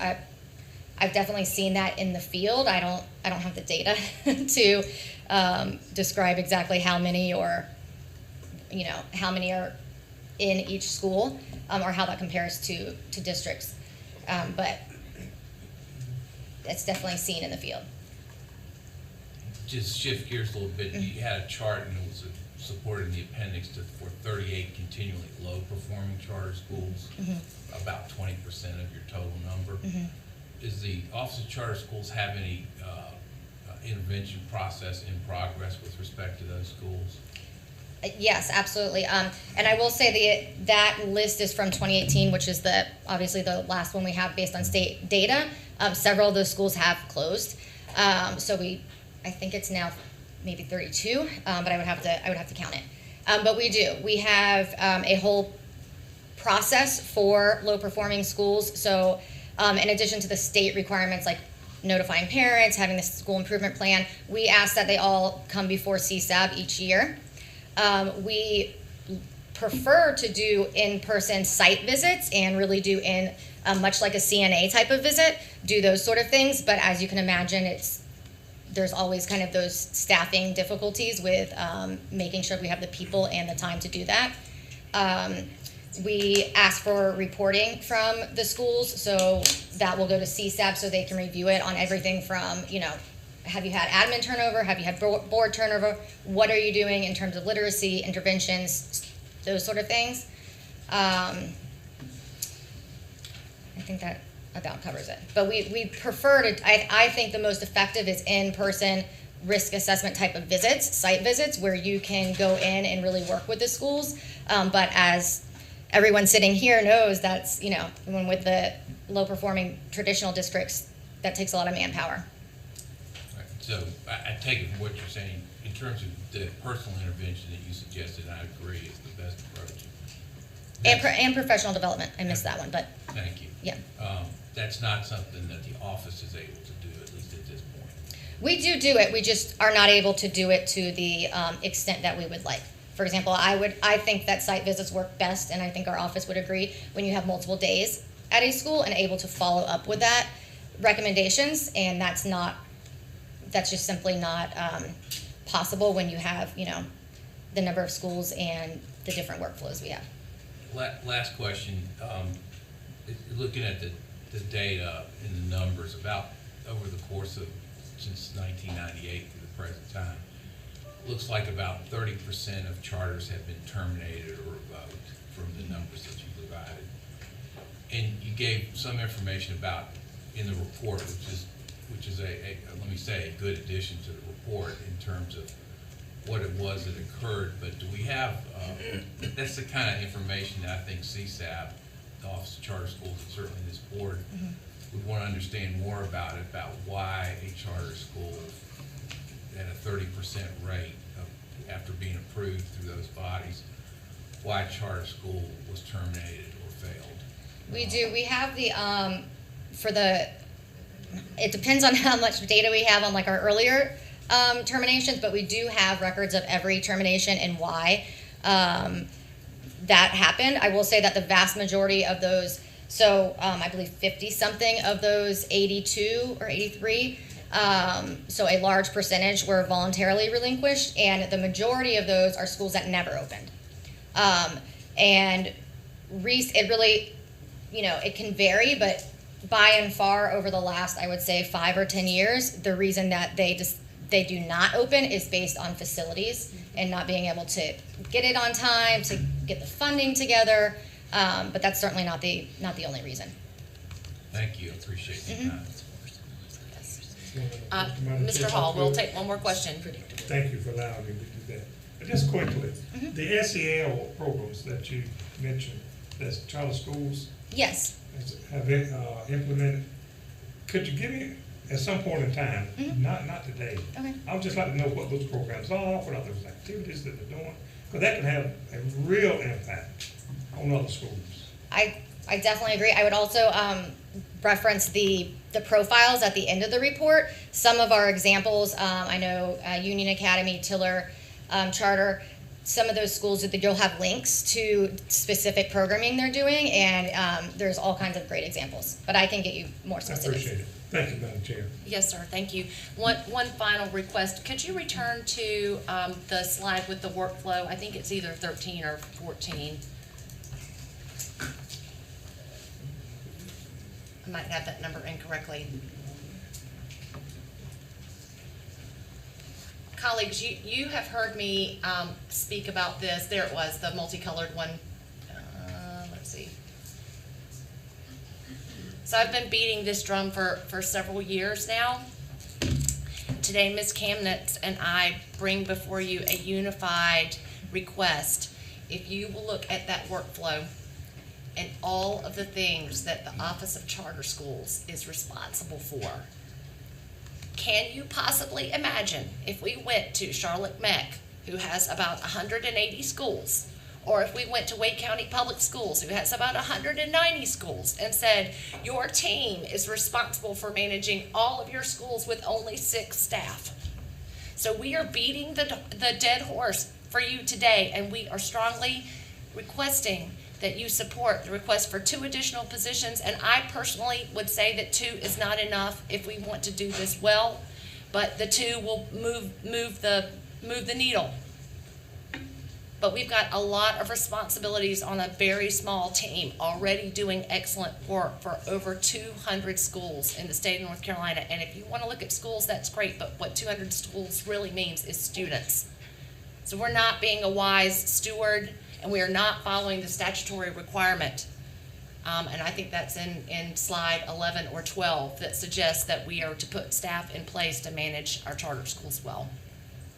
Thank you. Thank you, Ms. McCarron. Thank you. All right. Moving right along. We are going to move to EICS 6, and we have a request from Old Main Stream, which is in Robeson County, and they are asking to implement a weighted lottery. I'm sorry, I'm on 5. Oh, that's the tricky one. All right, back to EICS 5. Today we have a detailed request before us for a merger in between Triad Math and Science Academy and Charlotte Education Foundation. And Dave Machado is going to work you through the intricacies of this. It makes a lot of sense, but he's got some details to share that might provide clarity. Thanks. Mr. Machado. Thank you, Ms. White. They always say you should not follow a student nor Miss Bogero after a presentation, so I'll do my best I can. But Triad Math and Science Company is a nonprofit board that manages Triad Math and Science Academy in Cary, Triangle Math and Science in Guilford County, and Math and Science Academy of Apex. And then Charlotte Education Foundation is a nonprofit board that oversees Queen City STEM School, which is in Charlotte. They currently have 2 boards with 4 schools. They're requesting that they combine those 4 schools under one board to manage the schools. So again, we're proposing to have one board that will manage these 4 schools.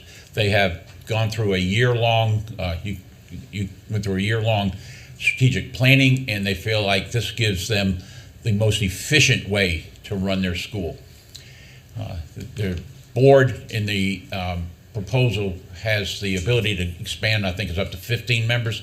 They're going to start with 7 board members. 5 are going to come from Guilford Wake, 2 are going to come from Charlotte Mech.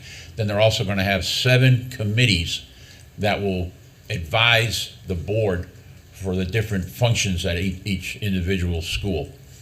So you see the proportion of board members is going to be directly connected to the number of students in each school. As far as the board governance checks, we know that's extremely important concerning everything that's been happening in the charter school community lately. So this is very important that we do talk about this. Their boards will have a 3-year term, and they'll not be allowed to have more than 2 consecutive terms. So any board member on this board will only be able to serve for 6 years. The board elects their board members through a 4-step process. They'll pre-screen these individuals, they'll interview them, they'll evaluate them, and then they will nominate based on the need that they're looking for. They want to make sure they have a broad diversity group of talent, where somebody is an expertise in education, somebody in facility, somebody in real estate. So they'll make, if a board member is rolling off that has this particular talent, they'll certainly want to replace them with someone with like talent. The boards will rotate their meetings between the 3 locations, so it won't always be in Wake County or in Mecklenburg County. They will rotate that in. The boards will not receive any travel expense reimbursement or payment of any kind. And they're also asking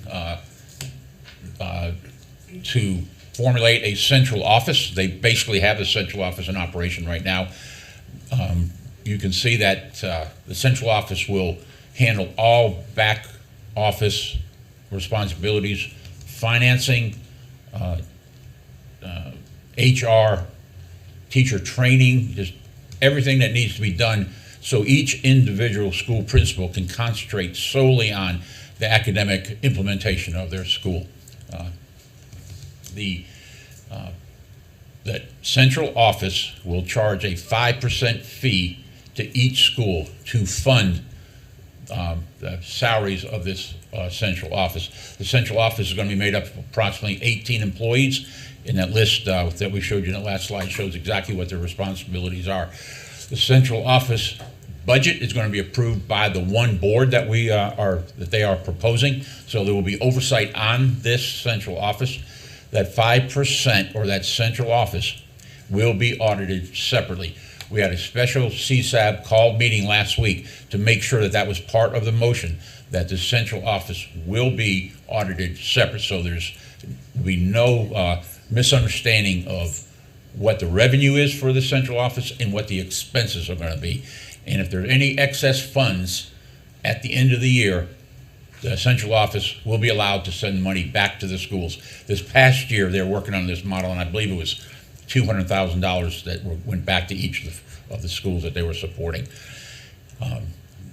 There will be no commingling of funds. Each individual charter school, it's their own separate charter, will have its own checking account, will be submitting their own monthly financial reports to DPI. Each school will be audited separately through a combined audit, and again, so will the central office. And they will work with a third-party CPA who has a controller to make sure all these functions are happening. They, for people that are coming from private industry, this is very important that the economy of scales to be able to afford the extremely talented people that are in TMSA's central office, where each individual school doesn't have to have those people on staff or pay for a third party to do it. So we feel like this is a very good way to operate in an extremely efficient way. CSAB was, if you read the minutes, I don't want to use the word drilled them pretty hard, but they certainly did ask a lot of questions about making sure that this wasn't going to be some organization that will have no oversight. So they're very comfortable. They voted unanimously to approve this. It took them 2 meetings, and actually 2 meetings, 1 special call meeting, to actually get, to get this down right, to make this proposal to you. So happy to answer any questions that you might have. And may I also add that Ms. Kamnitz and I asked a lot of questions given the recent discussions that we have had about fiscal management and oversight, and making sure that we were not sticking our hand back into the fire, and had a great deal of confidence with the thoroughness that TSA put together a plan that we felt like offered a lot of transparency in management, particularly of note having each school have its own budget and the central office having a separate audit. Questions? Excuse me, I'm sorry, Ms. White, I didn't mean to interrupt you, but Ms. Turner is here also, the chair of the CSAB, if you have any questions for her also. Question, Vice Chair Duncan. Just 2 quick ones. Is the 5% from gross revenue or net revenue that we pay for the central office? Gross. From gross revenue. And are these entities for-profit or non-profit, or is there a difference between some of them? They're all nonprofit. Thank you. Thank you for your questions. Any other questions? Ms. Turner, I want to thank you for traveling. So she has a tremendous job with leadership in Charlotte. Do you have any other thoughts that you would like to share and the conversations that you had with your CSAB members? Well, thank you very much for the opportunity. This was something we took very seriously. We feel like this has real merit in terms of making the operation, particularly of boards that have multiple schools, work well.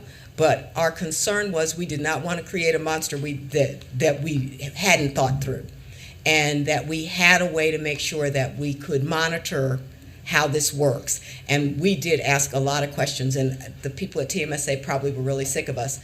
But we feel like we have looked at this. We feel like that the model works, and that we have put in place some things to make sure that there aren't issues with it. But it's something that we will continue to monitor, because I suspect that there are going to be other organizations that want to do the same thing.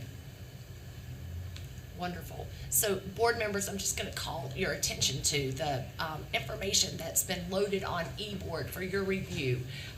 So conversations that were had at CSAB, sort of a document that summarizes, of course, the presentation that you've seen here, but lots of things for you to see that and sort of think through as you're considering this request. Perfect. Thank you so much. All right, now we're on EICS 6. So Old Mainstream, new charter in Robeson County, wants to implement a weighted lottery. Mr. Machado, tell us about it. Okay, they're in Robeson County. They are in their first year of operation. They're currently serving K4 with 200 students. They're approved for K8. They are part of the NC Access program. That's why, again, they must institute a weighted lottery. And they are currently serving an EDS population of 28.5%. And their goal is to serve 35% by 2023. Questions? I have a quick question. Dr. Oxendine. So is the weighted lottery aimed at the EC population? Their weighted lottery is for the education, economically disadvantaged population. Okay. Would they not be enrolling, wouldn't that represent a large percentage of their enrollment already? Yes, I would certainly think so in the particular location there. This will ensure that those students have a little better chance of getting into those schools, and it's not people that have the means that are using it to get into this charter school. That makes a difference. Yes, yes, ma'am. Thank you for the question. All right, any other question? Vice Chair Duncan? What is the EDS percentage for the county? I'll have to look that up. I don't know. I can find that out for you. My recollection is it's well over 50%. Thank you. If you can find out, that'd be great. So that's a discussion item, be back before us next month. EICS 7 is Oak Hill Charter School's request to increase its enrollment. Mr. Machado. This is Oak Hill Charter School, which will be opening up this August. They're located in Caldwell County. They are currently approved to be K8. They will open up K7 their first year with 192 students. They're requesting to add another section of kindergarten, which would be 24 students. They currently have enrolled students in kindergarten, and they have 44 extra students on their wait list. This is pretty common when a charter school is opening, and you tend to get more interest in the lower grades. They have a great demand for this school. They're already at 90% of their enrollment projections, and they see these extra kindergartners that they would love to be able to get into their school. So, and they do have the building that can accommodate that. They have an educational certificate of occupancy for a Caldwell County school that was vacant and that they now have possession of. So their first year, K7, will go from 192 to 216 students.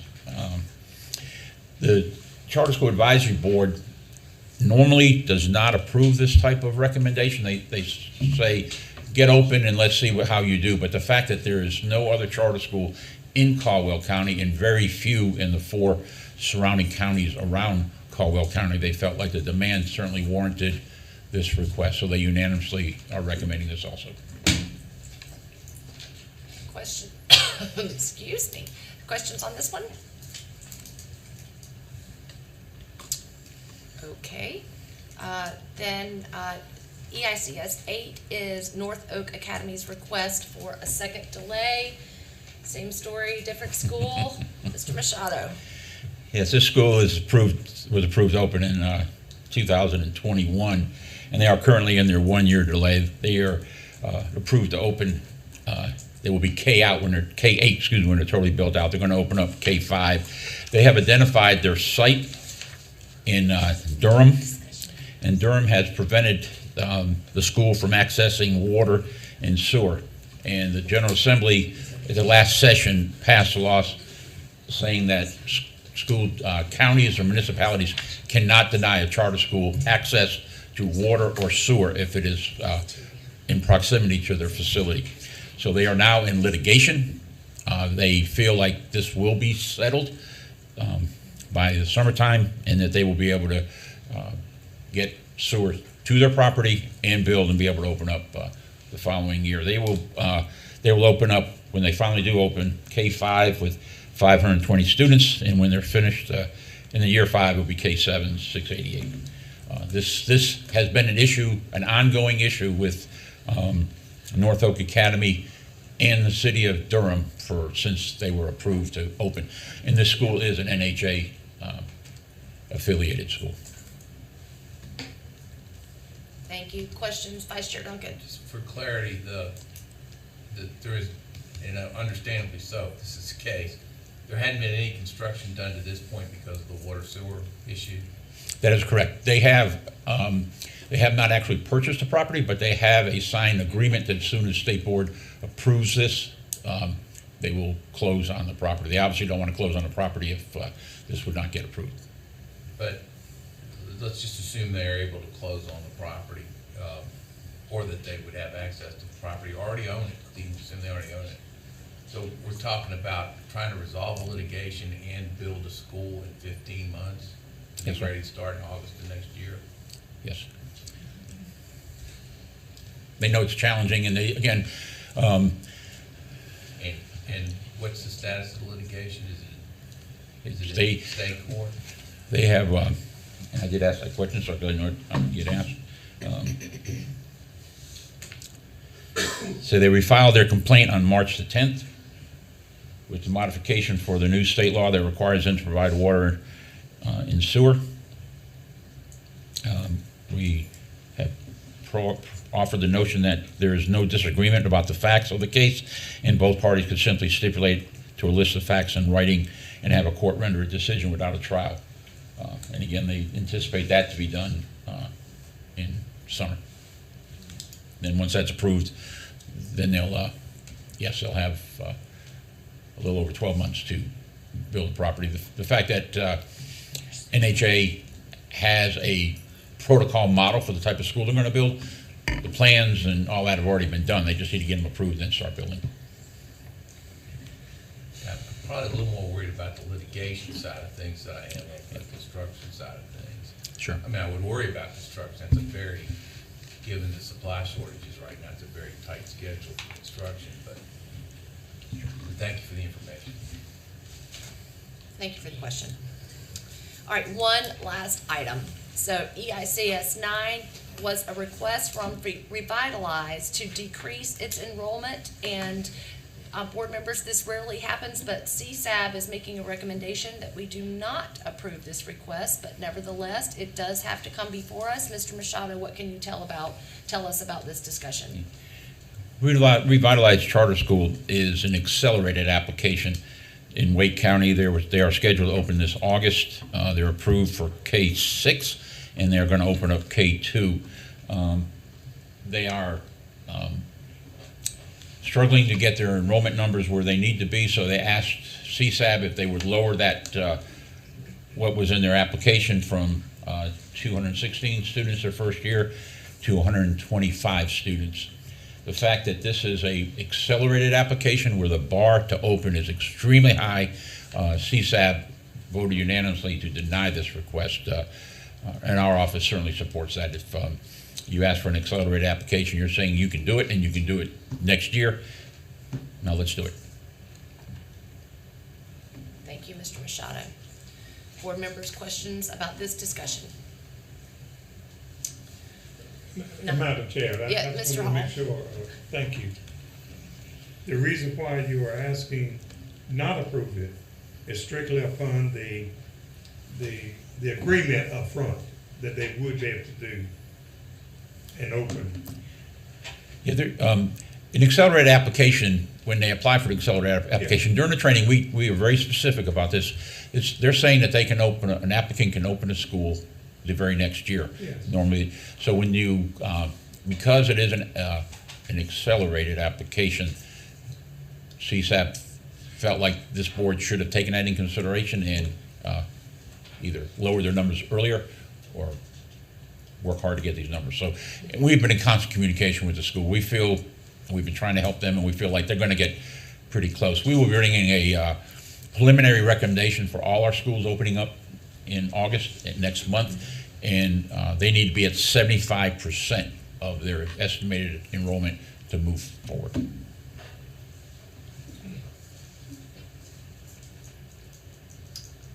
Okay, great. great discussion today, team. Thank you so much, Mr. Chair. This concludes the work of the EICS committee today. Thank you, Ms. White. We'll now take a break and reconvene at 1 p.m.